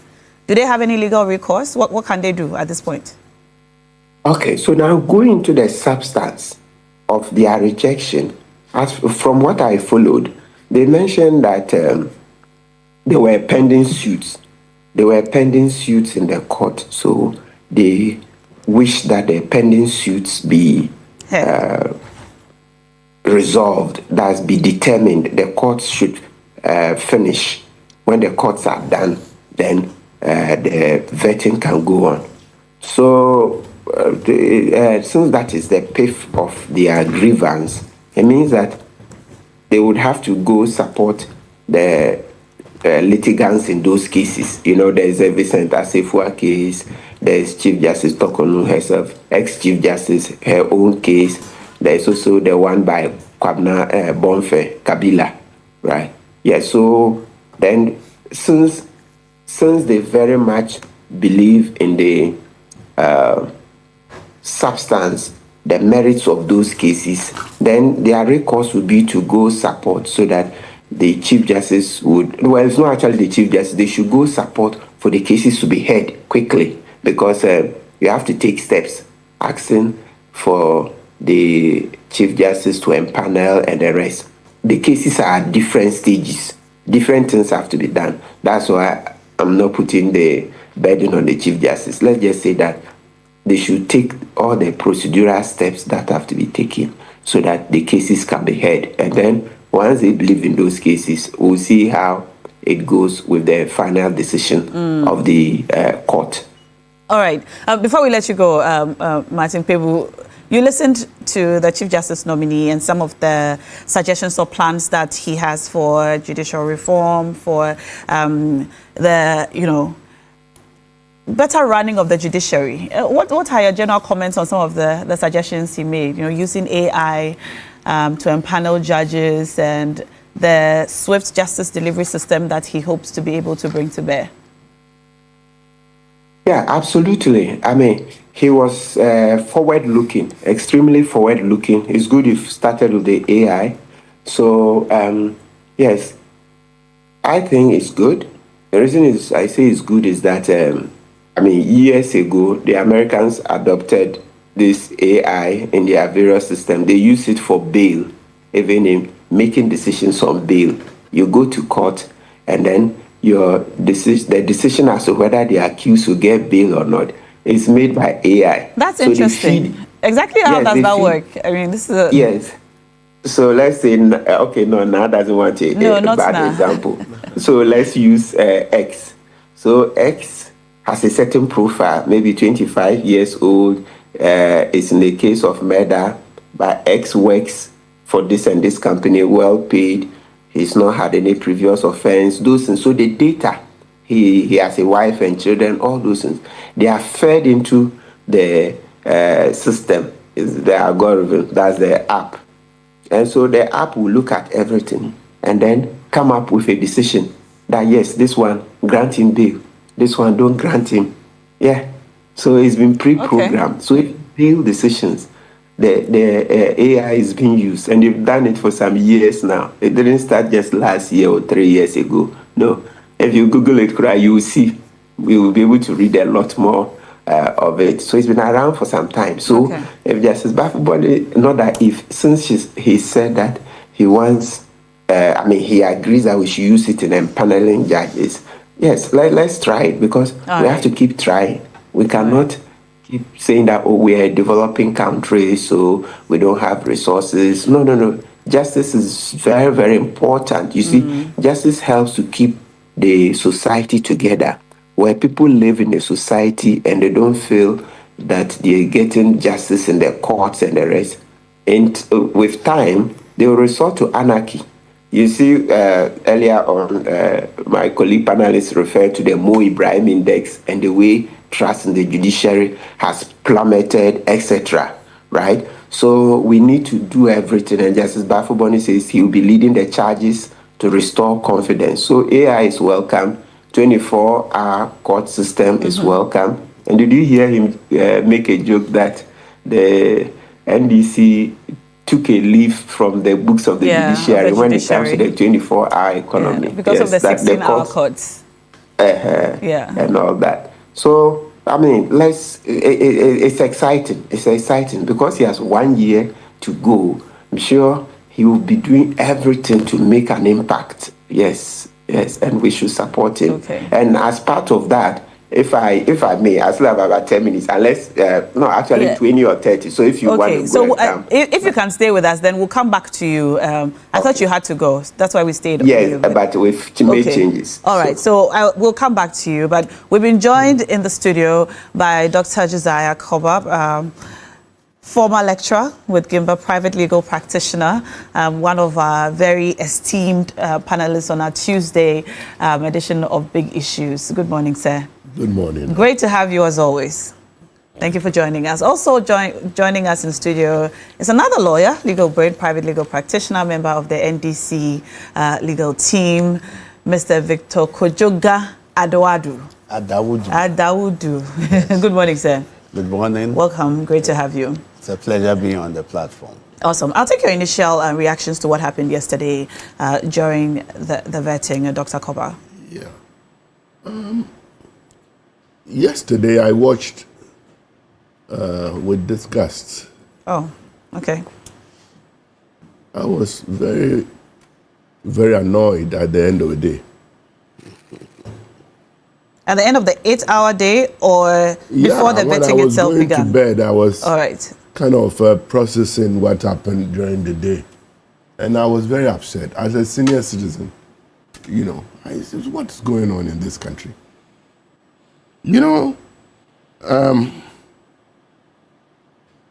understanding of this as a lawyer is that the minority wants the former Chief Justice to exhaust all her legal options before we talk about a new Chief Justice.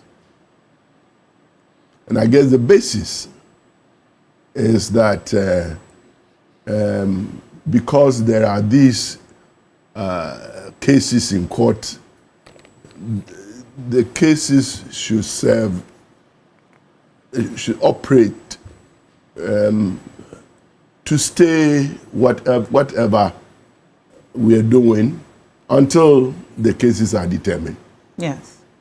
But, listen, I think it is settled law. I think my learned friend here would, it's settled law in our jurisdiction that a case in court, an application for injunction or the filing of a writ in our jurisdiction does not operate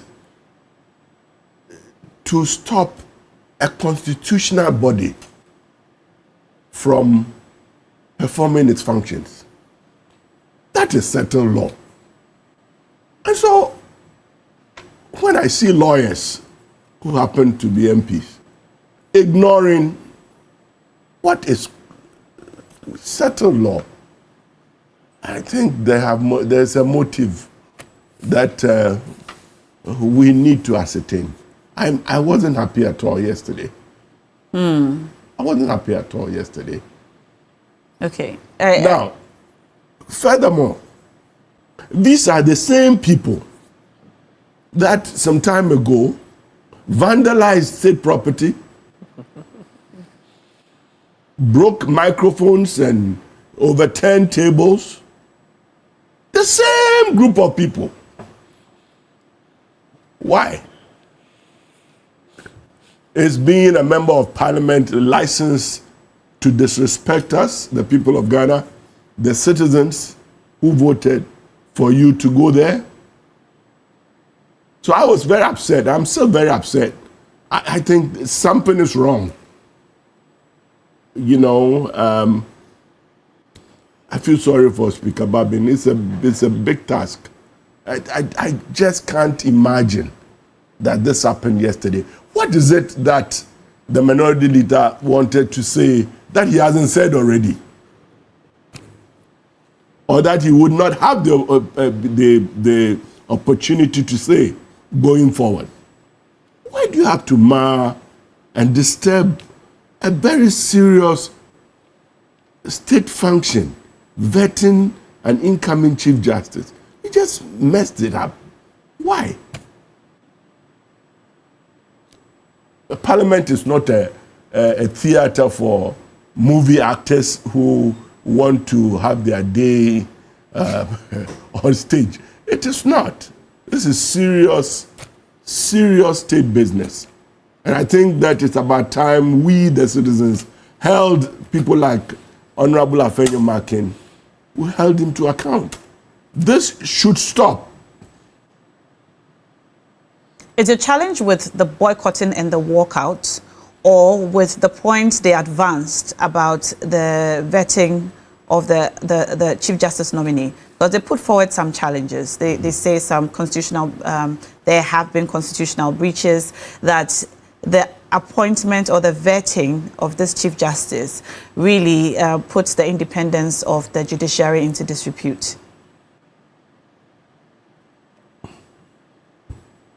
Yes, those are all legitimate issues to raise.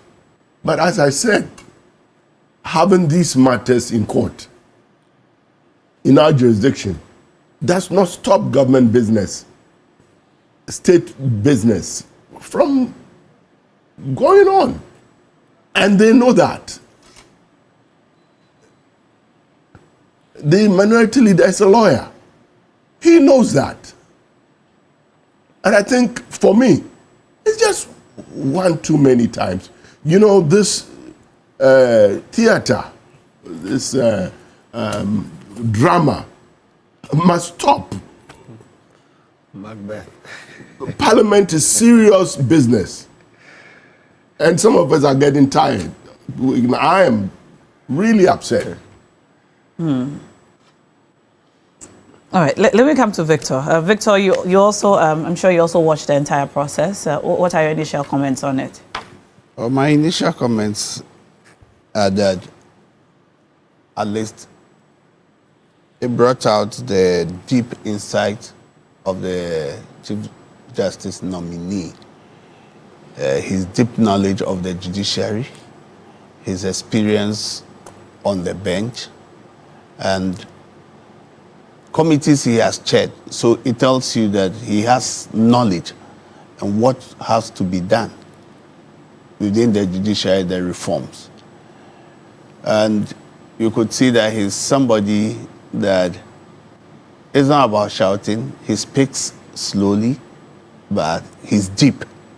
What he says, what he knows about the judiciary, his experience on the bench. And I think that the forward-looking reforms that he wants to make, that he can also leave a legacy leading the judiciary. For me, it is one takeaway that I had to take. And also the other thing which maybe people may not think it is so essential, but for me, it is something that we take a moral lesson out of it when he said that he had to quit his job for the sake of his wife, for the love. Not only because it is love, it is because he feels that he can sacrifice for somebody. He stood for somebody.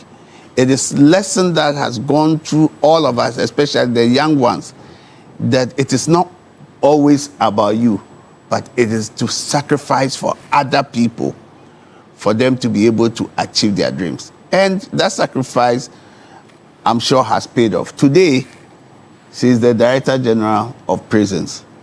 From where she started, and somebody had to be there for you, you climb on the person's shoulder to get to where you are. For me, it's a lesson that all of us, that it is not always about me or what is in need for me. That was one of the lessons. The other thing I also take away is that it is not, you can always make your point. You can make your points without invectives. You can make your points without raising your voice. You'll be heard. And the interruptions that we saw yesterday was like the majority leader was of the deep conviction, or the majority side, that maybe some of the things that are being spewed by the minority, especially the leader, his choice of words, they were going to make sure that he operates within the confines and the principles of parliamentary rules. That is what we saw. So for me, it tells me that it's not always that, you know, your choice of language in making a point should always be key, because people were looking. You don't think he used good language? No, I think some of the languages that he was using, because the people were not there to be heard. They were not before Parliament when he made some of those allegations or some of the things he was saying. And they were saying that, no, go within the confines and the principles of parliamentary, the standing orders and the rules. So those are the takeaways that I think as a society we should look at. And we should imbibe in ourselves and say that no more. The last one maybe is that the way Parliament, we saw what happened in the 8th Parliament, happening in the 9th Parliament, I think it's becoming a blot on for Parliament, that any time when it starts like this, then it ends up in fisticuffs.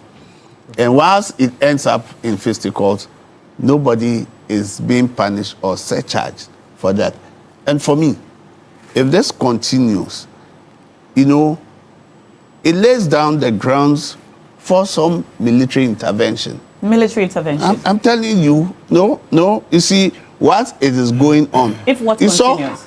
The way in Parliament, let me recount in the 8th Parliament, you saw military entering the chambers. You saw the military, and you've seen during the vetting also, you saw the fisticuffs, right?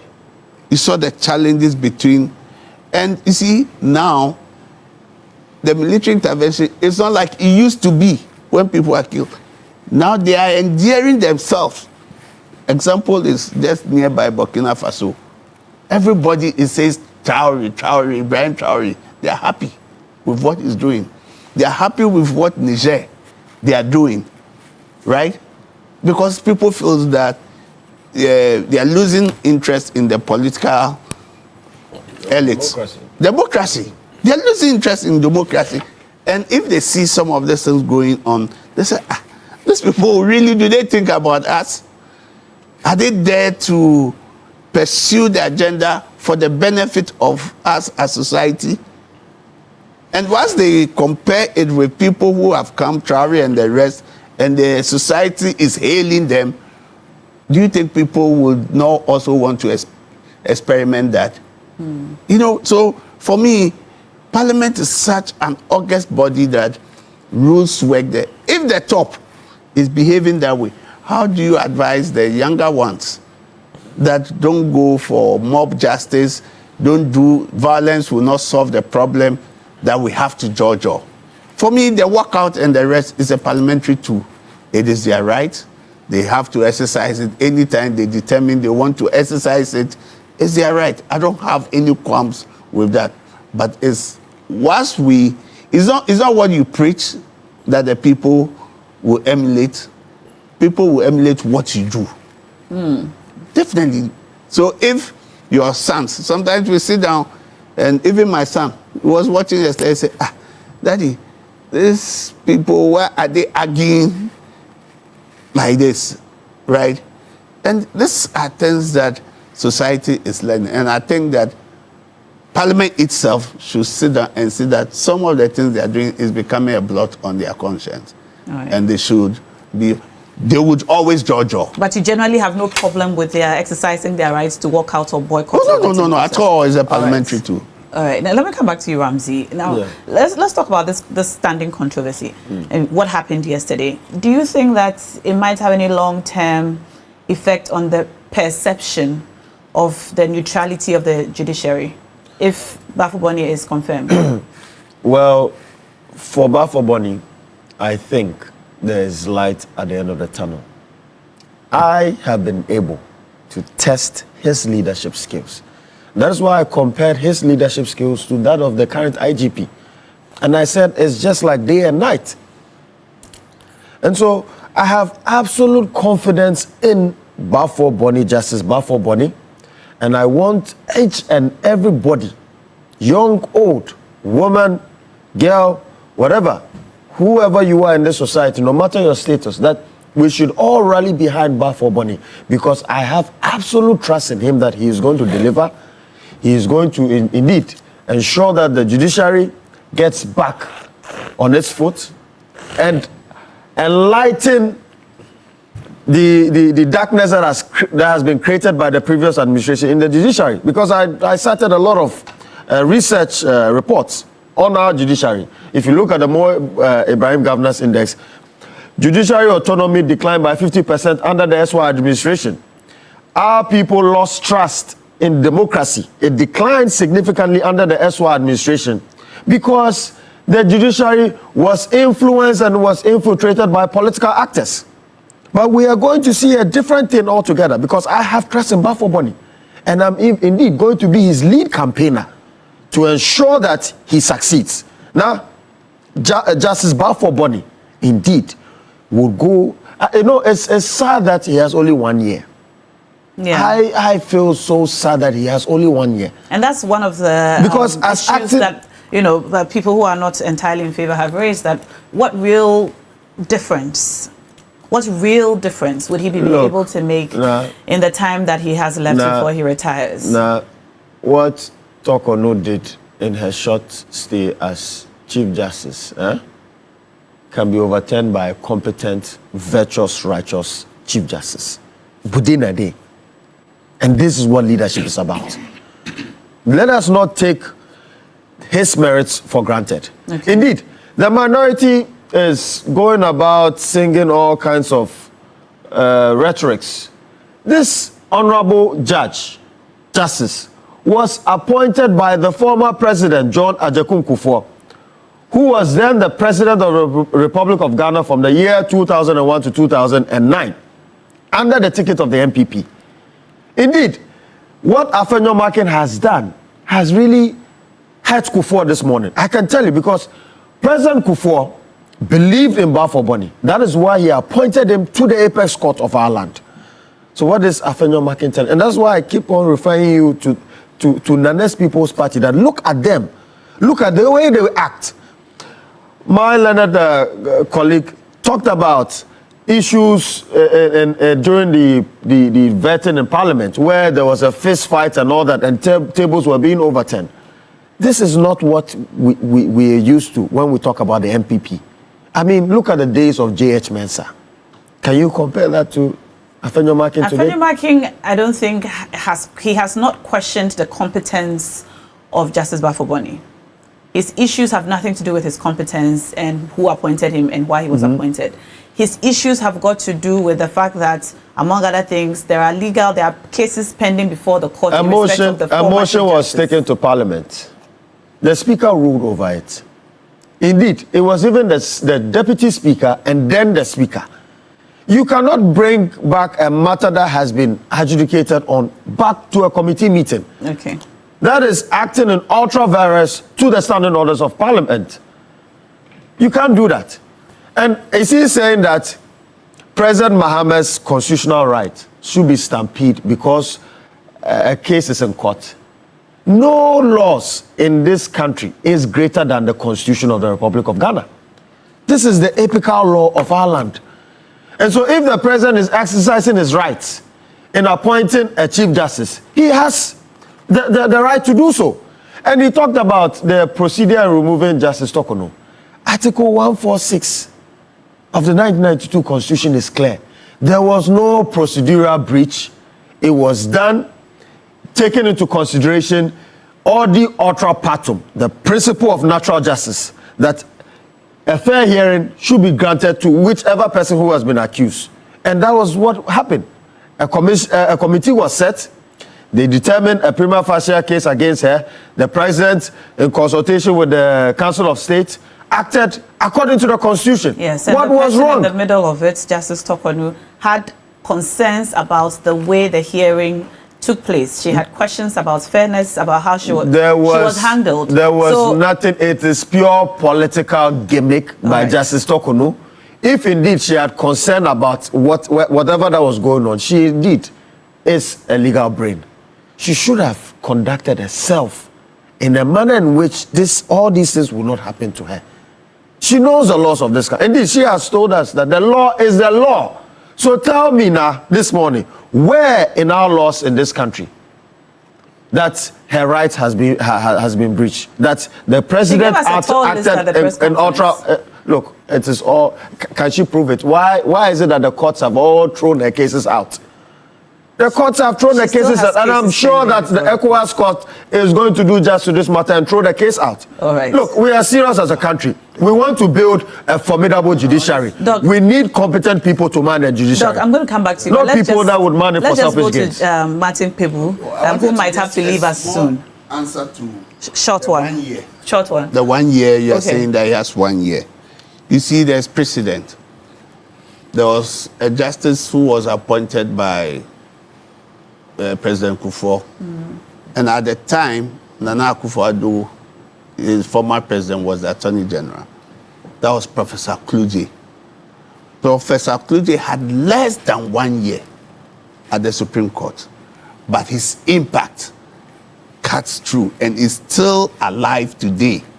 Although he's no more, that rule, where he made the principle that customary law knows no writing. The law had been that if you have land, and every time the proof should be an indenture that you have a document. And he came and said that has been the, and in the cases of Amuzu versus Oklika and Brown and Koshiga, he made that landmark decision. It's the Supreme Court, but he was the lead, and said that, no, the fact that I don't have documents covering my land does not mean that if it was given to me customarily, and Dr. Ramsey knows, the family knows that this is my land. Doc also knows this is my land, and maybe now goes to bring a document and say it is the land. No, if there is a proof from the two, customarily that I have been on this land and it is for me, that has been the principle till date, right? So the case of being 1 year and others, he can make that impact. And this is the precedent I want people to know. That it doesn't matter about if the person is competent, the person has the idea, the impact he can make. Klude is gone. But Modibo, Okran, and all them, they are gone. But they still rule us from their grave. All right. Thank you for that addition. Let's go back to Martin Pebu, who is still with us on Zoom. Martin Pebu, are you with us? Yes, I'm here. I'd like a comment on the perception of judicial neutrality if Justice Bafuboni is appointed, given all that has happened and the abstinence of the minority in participating in the vetting process. Well, in terms of neutrality, Bafuboni's appointment, it's good. It's good because he cuts the neutral, or he ticks the neutral box. Because, Bafuboni was originally appointed, Ghana, one of the yardsticks we use is who appointed the judge. So he was appointed to the High Court in the year 2000 by the Rawlings administration. He said he was sworn in by Professor Mills. Then 2006 was appointed to the Court of Appeal by President Kufuor. Then 2008, the same President Kufuor took him to the Supreme Court. So in terms of ideology, we're doing the paper analysis, so things we can verify.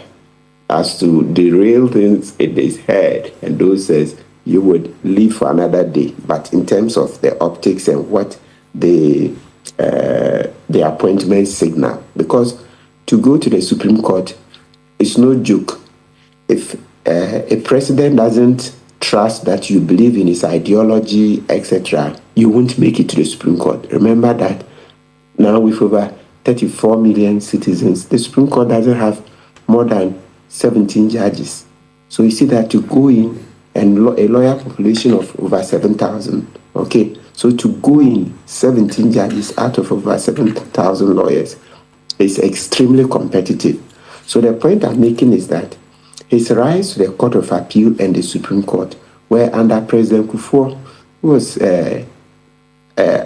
president in on the ticket of the MPP. So it means that he subscribes. That's what it's supposed to mean. I mean, presidents don't toy with Supreme Court appointments. You just go and take this person. Oh, yes, just bring him. No, they do thorough checks, thorough checks. Does this guy reason like we do? Does he subscribe to property owning democracy, fundamental human rights, all those things? Can we trust him? Or if you like, in simple language, do we like him enough? Of course. So for him to have gone up there on the MPP's ticket, so to speak, and now 18 years on, 17 it's years. the NDC administration that's making him Chief Justice. It tells you that they also trust in him. It's a huge boost for our democracy that a Supreme Court judge who made it to the Supreme Court on the ticket of the MPP, the NDC too have seen something good in him, and they say, can be Chief Justice over us. And so you would see that going back, you see that Bafuboni has exercised that independence of thought.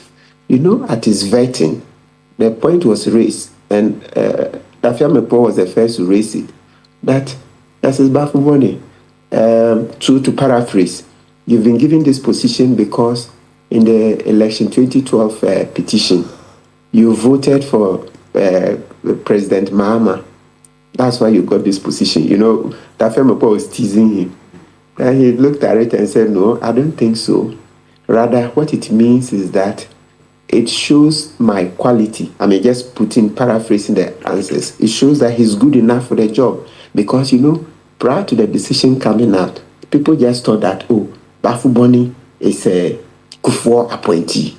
He's a Kufuor appointee. So automatically, his decision, or let's call it his vote, will go in favor of a Kufuor. I remember people saying so, that, oh, Bafuboni, it's Kufuor who appointed him. And a Kufuor appointee, automatically, the Kufuor will win this case. I remember those days, I told some lawyers that, no, not specifically on Bafuboni, but I told them that, no, this case, just saying these are Kufuor appointees, and so Kufuor appointees who vote for a Kufuor is too simplistic. This one is too easy for the judges to just say we are Kufuor appointees, so a Kufuor should win. The matter was just too easy. It was too easy for me. And truly, Bafuboni voted against Kufuor on the crucial thing about the presiding officers not having signed the pink sheets. You know, each polling station, there are some of the presiding officers who didn't sign. And so Kufuor's argument was that all those polling stations, their elections be annulled so that they will go and rerun. But if you look at elections jurisprudence when it comes to court cases, no. Once it's clear, the sovereign, the people of Ghana have expressed their will in voting, and there's no problem with how the person voted, but rather it's a signature that's not being used to authenticate it. Once all the other evidence shows that, oh, the votes are genuine, you don't use administrative failings, administrative breaches to annul somebody's vote. So I wasn't surprised when Bafuboni said, look, I'm not going to annul these votes. I'm not going to annul. Look, the people went to vote, and from everything I see, these are genuine votes. The votes will stand. So the key thing I'm saying is that, so you would see that having reached the Supreme Court on the ticket of the MPP and having exercised that independence of thought that independence of mind, that integrity is something that would walk miles ahead of him. And that's how come from 2013. You see, in 2025, when we needed a Chief Justice, you see that integrity he exercised in 2013, so more than 10 years ago, so roughly about 12 years ago. You see, it has paid off. So for me, I mean, for a lot of us, we think that independence he exercised in that decision was quite pivotal, was quite instrumental in their decision to appoint him, because he's shown that, look, I'm not just a party zealot. I'm not here to vote for MPP because MPP brought me here. I look at the law and what I understand it, what my conscience, what integrity tells me is what I'll do. Yeah. Okay, interesting analysis there. I think you've answered most of the questions on my mind on this matter. But you said you had 20 minutes to go, and that was about 17 minutes ago. So I'm just going to ask you one last question and then let you go if you must. You commented earlier about some of the reforms that Justice Bafuboni intends to implement should he be confirmed. And we mentioned the 24-hour courts. Exactly how feasible is it to run our courts or some courts 24 hours? How do you see it playing out in your mind? Will the courts be open That's at interesting. night? I like that. You want to see the picture. So this is how it works. I'll give you the practical example. As far as I'm aware, in Singapore, the courts sit. It's not every category of cases, but why not? The courts sit. They start sitting at 6 p.m. and some close 9 p.m., 10 p.m. You say, yes, I was in Singapore. When was that? About 7 years ago. Yeah, so we went to the courts where we were shown that, yes, this particular court, there is a night session. So they start in the evening at 6 p.m. and then go on, right? So that is where the idea that, or even if not the idea, so there's a place where I have seen it and then we say, okay, that's how it runs, right? So you find the court sitting late into the night. Let me give you another example. You see in the UK, over a decade ago when the riots happened, they did 24 hours. Yes. We're sitting morning, day, night. So in the middle of the night, the judges will be in court sitting. Yeah, people. Lawyers would come to court. Is that feasible? So no. So you're quite so now let's answer this. When they say 24, it's not for every case. It's for emergency. Okay. Maybe we should mention this. It's emergency, and there are a lot of emergency cases we have that immediately you don't have to be waiting till 24 hours. No.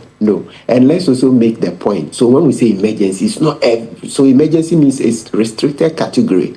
But the bigger picture where we should be looking at is that 6 p.m., right, the court is sitting. The current one, the one Chief Justice Tokono brought, they don't sit 7 p.m., 8 p.m., 9 p.m. No, they are dental court and the rest. No, I'm not aware that they sit up to 10 p.m. But with the 24-hour court, it will be standard to work up to 10 p.m., right? Yes, maybe 11. So let's get that distinction. And the rest of the time is used for other administrative things. So let me show you. Somebody can be granted bail at 6, or let's say the court is done at, let's say, 7 p.m. The court has finished sitting, but it doesn't mean everything has come to an end. If it's important, the person who has been granted bail, maybe that night he needs to travel. His mother's funeral is Saturday morning. Yes, you have to do the order, everything, 9, 10, 11 p.m. so that they sign it. And then the police, there will be special procedure so that he'll be let go. He has to attend his mother's funeral the next morning. If the judge is granted him bail, why should the secretary, the typist, go to bed and come back the next day to come and start typing when the man needs to start traveling the night to go to his mother's funeral? So they will do all that. So it's key, trust me. We will do it and it will be marvelous. All right. Yeah, to change the mindset. All right. Thank you so much, Martin Pebu. We appreciate your time this morning, joining us all the way from the U.S. at 2 a.m. We're grateful for your time. Back in studio, Dr. Kawa, before I went to Martin Pebu, Dr. Ramsey was saying something. You wanted to interject, but I didn't let you. I've heard about this issue of judicial independence. that what is happening now, that the independence of the judiciary is under threat. My question is, when did we realize this? Did we have independence under Chief Justice Tokuno? What is going on? Look, when she got into trouble, where did she go for counsel? My own question, just the optics. If you're a Chief Justice and you have a case in court, there are a lot of lawyers, good, neutral lawyers in this country. Where did she go for counsel? And then now we have to listen to sermons about judicial independence. Where did this come from? You had problems with her representation? No, she's entitled to any. I'm just saying that just as an observer. Optics. Yeah, as a lawyer, I know there are a lot of good lawyers in town. And if I was a former Chief Justice embroiled in this kind of dispute, and I have to go and get a lawyer, I don't know where she gets her advice from. But those people who are talking, making so much noise about all this noise about judicial independence, my question is, did we have it under Tokuno? Okay. You know now, Victor, let me just make this open confession. When Justice Tokuno was appointed to the High Court, that was the time we also started practice. Martin's my mate, right? She was one of my mentors. at the commercial court? Oh yes, at the commercial court, through to where she's gotten to. So sometimes it's a bit difficult coming over to profess some judgment over her. That's why I have stayed clear not to really. But you see, it is the process of the law. She has a choice. And that is the choice she preferred to exercise, right? But the optics of it, every lawyer has sworn to defend anybody, right? Provided your services are needed. But sometimes it becomes difficult, maybe when people start pigeonholing you where you belong and others. But I think that it is something we need to look at. Yes, for people's perception. Perception is something that is very, it's real.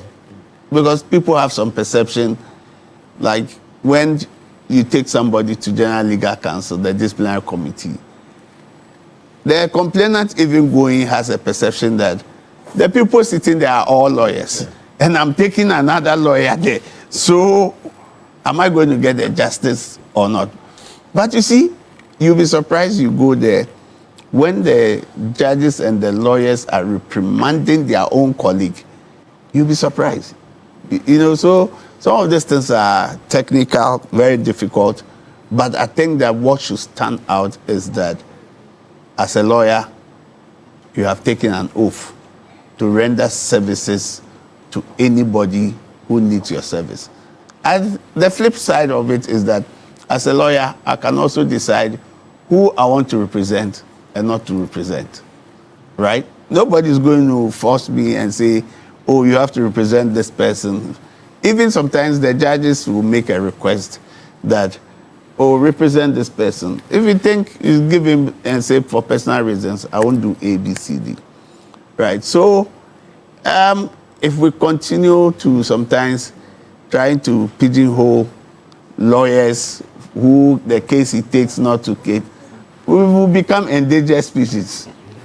How many are we? That means that we'll have NDC lawyers for this group, NPP lawyers. I think that it's a phenomenon that if we try to push that, it will come to heads. Because you are there. And I always say that every case that goes to court, if you are the Attorney General, the facts you have, the evidence you have, is what will give you conviction or not, right? there's no way a lawyer can change when the evidence is compelling. You can't change the facts. You can't change the evidence. All you can do is maybe look at the way you can use some technical or other techniques within the law, which is permissible, to be able to find an escape route or minimize the damages that your clients may go through. For me, that's the bottom line of the case. So we should be. It's just unfortunate that in Justice Tokono's case, I believe that from my personal view, I believe that there were some advices, maybe, but she is the best person. Lawyers will advise, but it is the client who takes the decision and says, this is what I want. So that it doesn't become like, oh, now lawyer no say anything say. Lawyer, or it was the lawyer who said, let me do this one. She was free to make her decisions. Definitely, because yes, because your decision is the final decision. And being the Chief Justice, and from where she sat and all the experience she has, I mean, Dr. Kobo has asked some questions, but from where she sat as Chief Justice, I'm sure with all the experience and knowledge she has, she must have had some very good reasons for going with the counsel that she decided to go with. But on the question of optics, I think both Dr. Koba and Victor, you've mentioned the way the thing looks and the power of perception. The power of perception. What do you say to people who are asking questions about the justices who were present at the vetting to support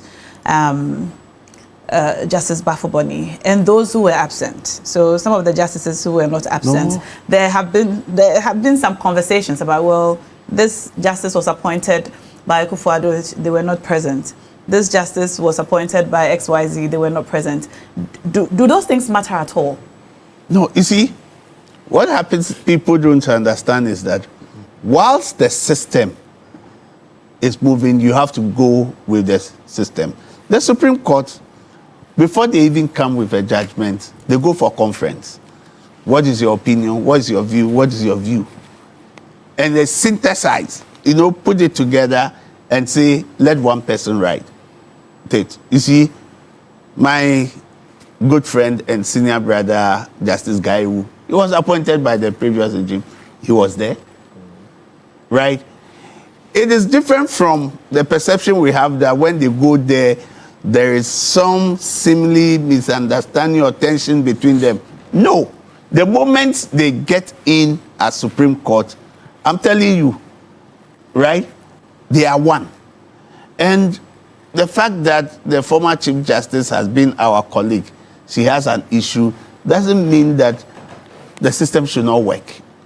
No. That's not how it works. So far as it is about the administrative head, who is also the Chief Justice, who is going to take the tenure of office, the system all goes along with the people. If some people were not there, I was supposed to have been there yesterday because they invited me to come. But because of one or two assignments, I couldn't go. And I know there are some assignments for other of the Supreme Court judges. I think the results, they are working on it to come very soon. So maybe because of some assignments, they may not have been able to go. And you see, you may not see some of them because yesterday, it's a small space.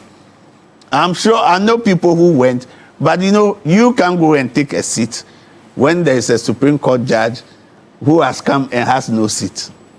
So, and there are some few people, prominent people who were there. So, if people say that this man was not there because he's against the nominee, I don't think that is how it works. It's a power of perception. And I'm telling you that when you go there, they may even be your friend. Look, you have a case who you think that this judge will be against me, that one will be for you. The one who is even your friend and you think will come, will rule against you. And after that, will come and tell you that, you see, you didn't do A, B, C, D. It's a learning curve. And that's how we've been trained to work together. Okay. And yesterday, I'm sure he also tried to tell you the kind of relationship he has with his colleagues. Some appeared before him when they were lawyers, when he was sitting at Circuit Court, sitting as High Court judge. Almost everybody appeared before him. So it is not just of recent things that had happened that would draw a wedge between them. No, they will base on their past relationship, their friendship, and even we go to court. Some of them, they mentor us. They will tell you, or even some of the judges will call you and say, I'm handling this matter. Do you have any case which is relevant, or you think, yes, we do it, all of us. I see. Or I can call some judge who is my friend and say, I'm handling this matter, when he's not handling it. I say, can you give me some direction or some illuminate me on this matter, how I proceed? And that's how we all learn. Okay. Or call a senior and say, senior, this is my problem. Senior, how do I go about it? So you all work hand in hand? We work hand in hand. Right. Yes. But, you know, I think that the acting Chief Justice, his performance yesterday was just brilliant. Oh, yes. It was deep. It makes you proud that you're a lawyer. I mean, I said, this is it's brilliant. But you see, again, now, just look at the way Her Ladyship, Araba Tokono, spoke about her colleagues who were on the committee. Look at that. I mean, look at how she spoke about Justice Pullman. You know, so, you know, if you want to come to equity, come with clean hands. You know, so let us just accept what has happened. You know, the process 146 Constitution, Article 146 worked. Let's move on. All right. I take those as your final words, Dr. Josiah and Victor. Let me come to Ramsey. Yes. Yeah. Now, so I think, as Doc said, we have to move on. So we're looking into the future now. Mm.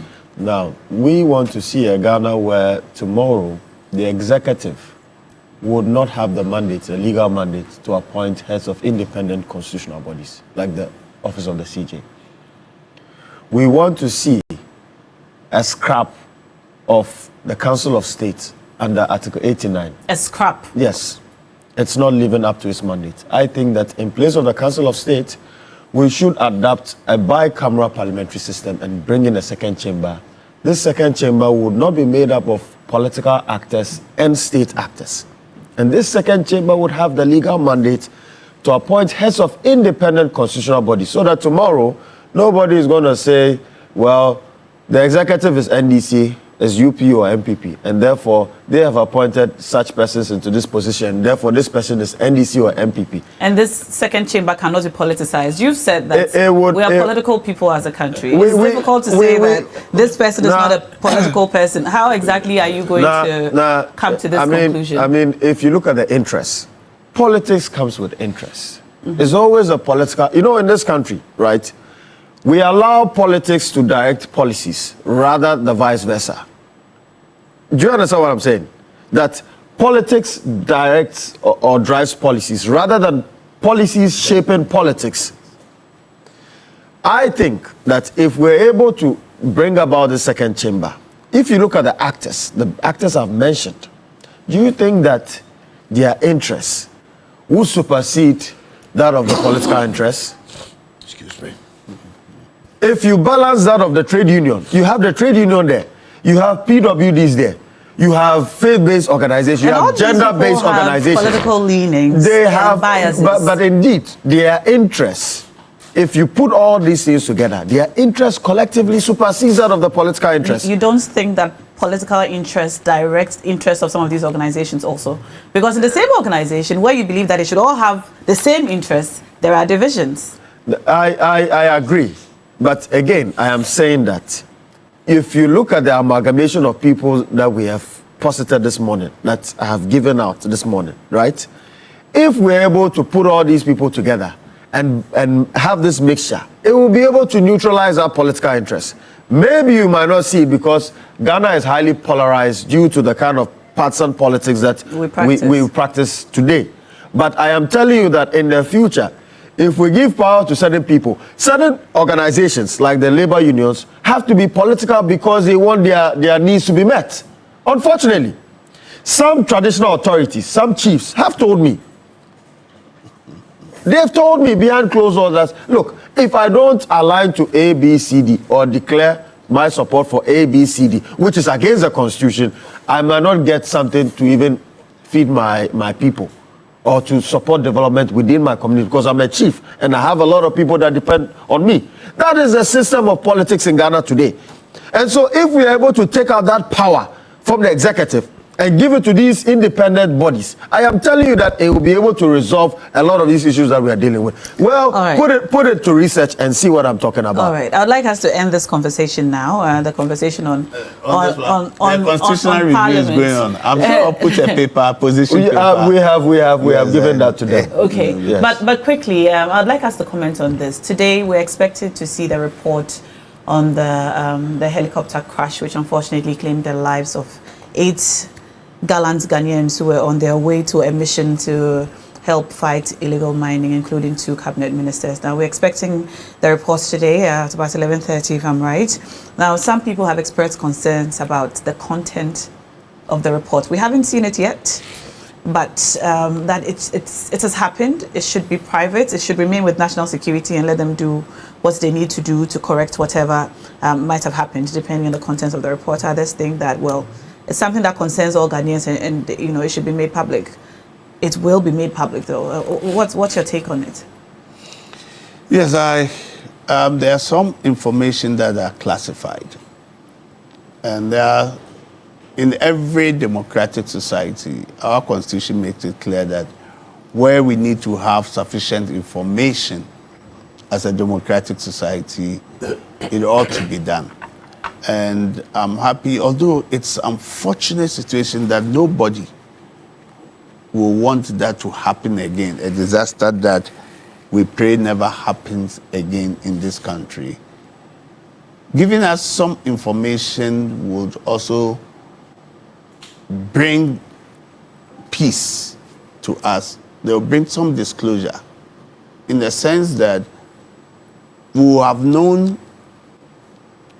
what actually caused it, if it was maintenance of the helicopter, things that we need to put in place so that we avert any future occurrence. I'm sure the ones that are very classified or information that are so sensitive, I'm sure the decision was taken at the National Security meeting. They will keep those ones and they will work with those ones. But what the public needs to consume, I'm sure that is the information that is going to be given to us. All right. And I think that they will bring some disclosure to the populace and know that these gallant men did not die in vain, for nothing. And at least it will shepherd us into the future, what we'll do going forward. Dr. Josiah? Well, I associate myself with what my colleague has said. Again, I think that the technical people will let us have what we need to have. We will be told what we need to know, and some things will remain classified. I think that we have a right to be told something. The reason is that these officials will continue to travel with the helicopter. And some of us are relatives who are government officials. And so at least to put our minds at rest, we need to know that everything that can go wrong has been looked at. And going forward, we can have a peace of mind. Okay. I don't subscribe to a point of view that we should be told everything. I mean, there are things that we shouldn't know. And it's properly considered using best practices. So be it. Okay. Dr. Ramsey? Well, let me use this occasion to send my condolences once more to the family of our 8 gallant heroes. It's quite sad what happened. Indeed, these men were moving to solve the menace of Galamsey, which is an existential threat to our survival as a nation. The fight against Galamsey still continues. The only thing we can do to give these people a befitting memory is to defeat the menace of Galamsey. This fight is a collective fight, it's a Ghanaian fight. It is not a partisan one. And so I'm calling on the presidency to champion that collective political effort to bring each and every political party and political actor on the table so that we can collectively fight Galamsey. Right. To the helicopter crash report, I concur with all what my learned colleagues have posted this morning. I believe that, yes, there are some information that should not be made public.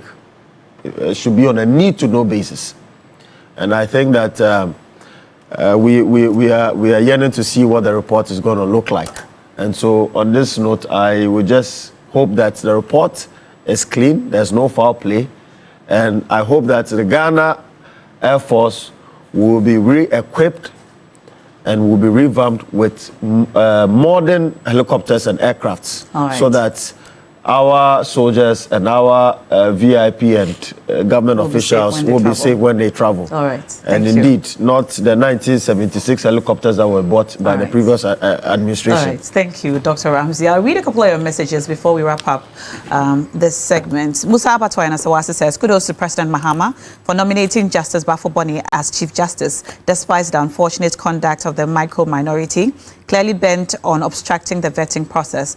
Honorable Afonyo Makin will go down in history as Justice Bafo Boni's impeccable records gives hope that he will restore integrity and fairness to Ghana's justice system.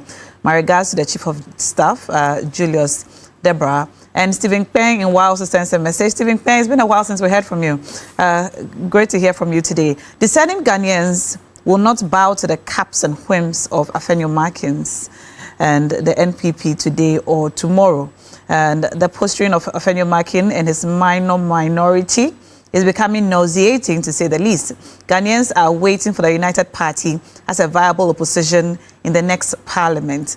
Ghanaians want the CJ to be appointed quickly to get special courts and tribunals set to prosecute criminals. The current NPP is a dead elephant, and that's coming from Stephen Peng. Texting us from wide. A few more messages coming in. Unfortunately, I'm not going to be able to read them. Maybe I'll read one more. Now, the attitude of the noisy minority is simply nauseating. Just a few months ago, they were all over the place messing up the economy and speaking arrogantly to justify wrongs they had committed against the nation. Can't they see that Ghanaians are content and hopeful under the Mahama administration? And that is from Chris, texting us from Ashali Boche. Thank you so much, Chris, for sending your message in. And to all of you who sent messages that I could not read, you forgive me. All right. And thank you, gentlemen. Thank you so much for coming. Yes. Yes. Today, why is going to be Agog? The president is going there to cut the big push. Chuchuliga is going to cut the sword this afternoon. Amazing. So, I was in Wa about 3 weeks or a month ago. And that road, I think last week they did the Wenchi Sola Bole to Wa. That's good to hear. So they are going to do this. So, Stephen, why is going to be Agog? Be there to see things for yourself. Well, that's good news for the people of Wa in the Upper West region. Yeah. Thank you so much, Victor Daudu, legal NDC team, and to Dr. Josiah Koba, former principal lecturer, GIMPA and legal practitioner, and Dr. Ramsey Inusa, who is a director of research, political research with the United Party. This has been Big Issues on TV3 Newday. If you haven't cashed out this morning, you want to do so, dial *439#, select option 2 for TV3, and win big. I've got 10,000 CDs to give to 10 of you, 1,000 CDs each. And so dial now, *439#, select option 2 for TV3, and win big. Now it's time to perk up your day.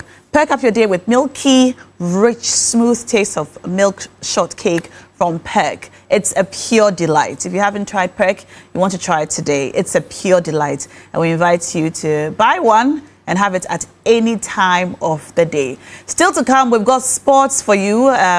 My people, Accra House of Oak, we are still not very happy with how things happened last Sunday, but we still never say die. Never say die. Yes. Never still die. Yes, we'll bounce back.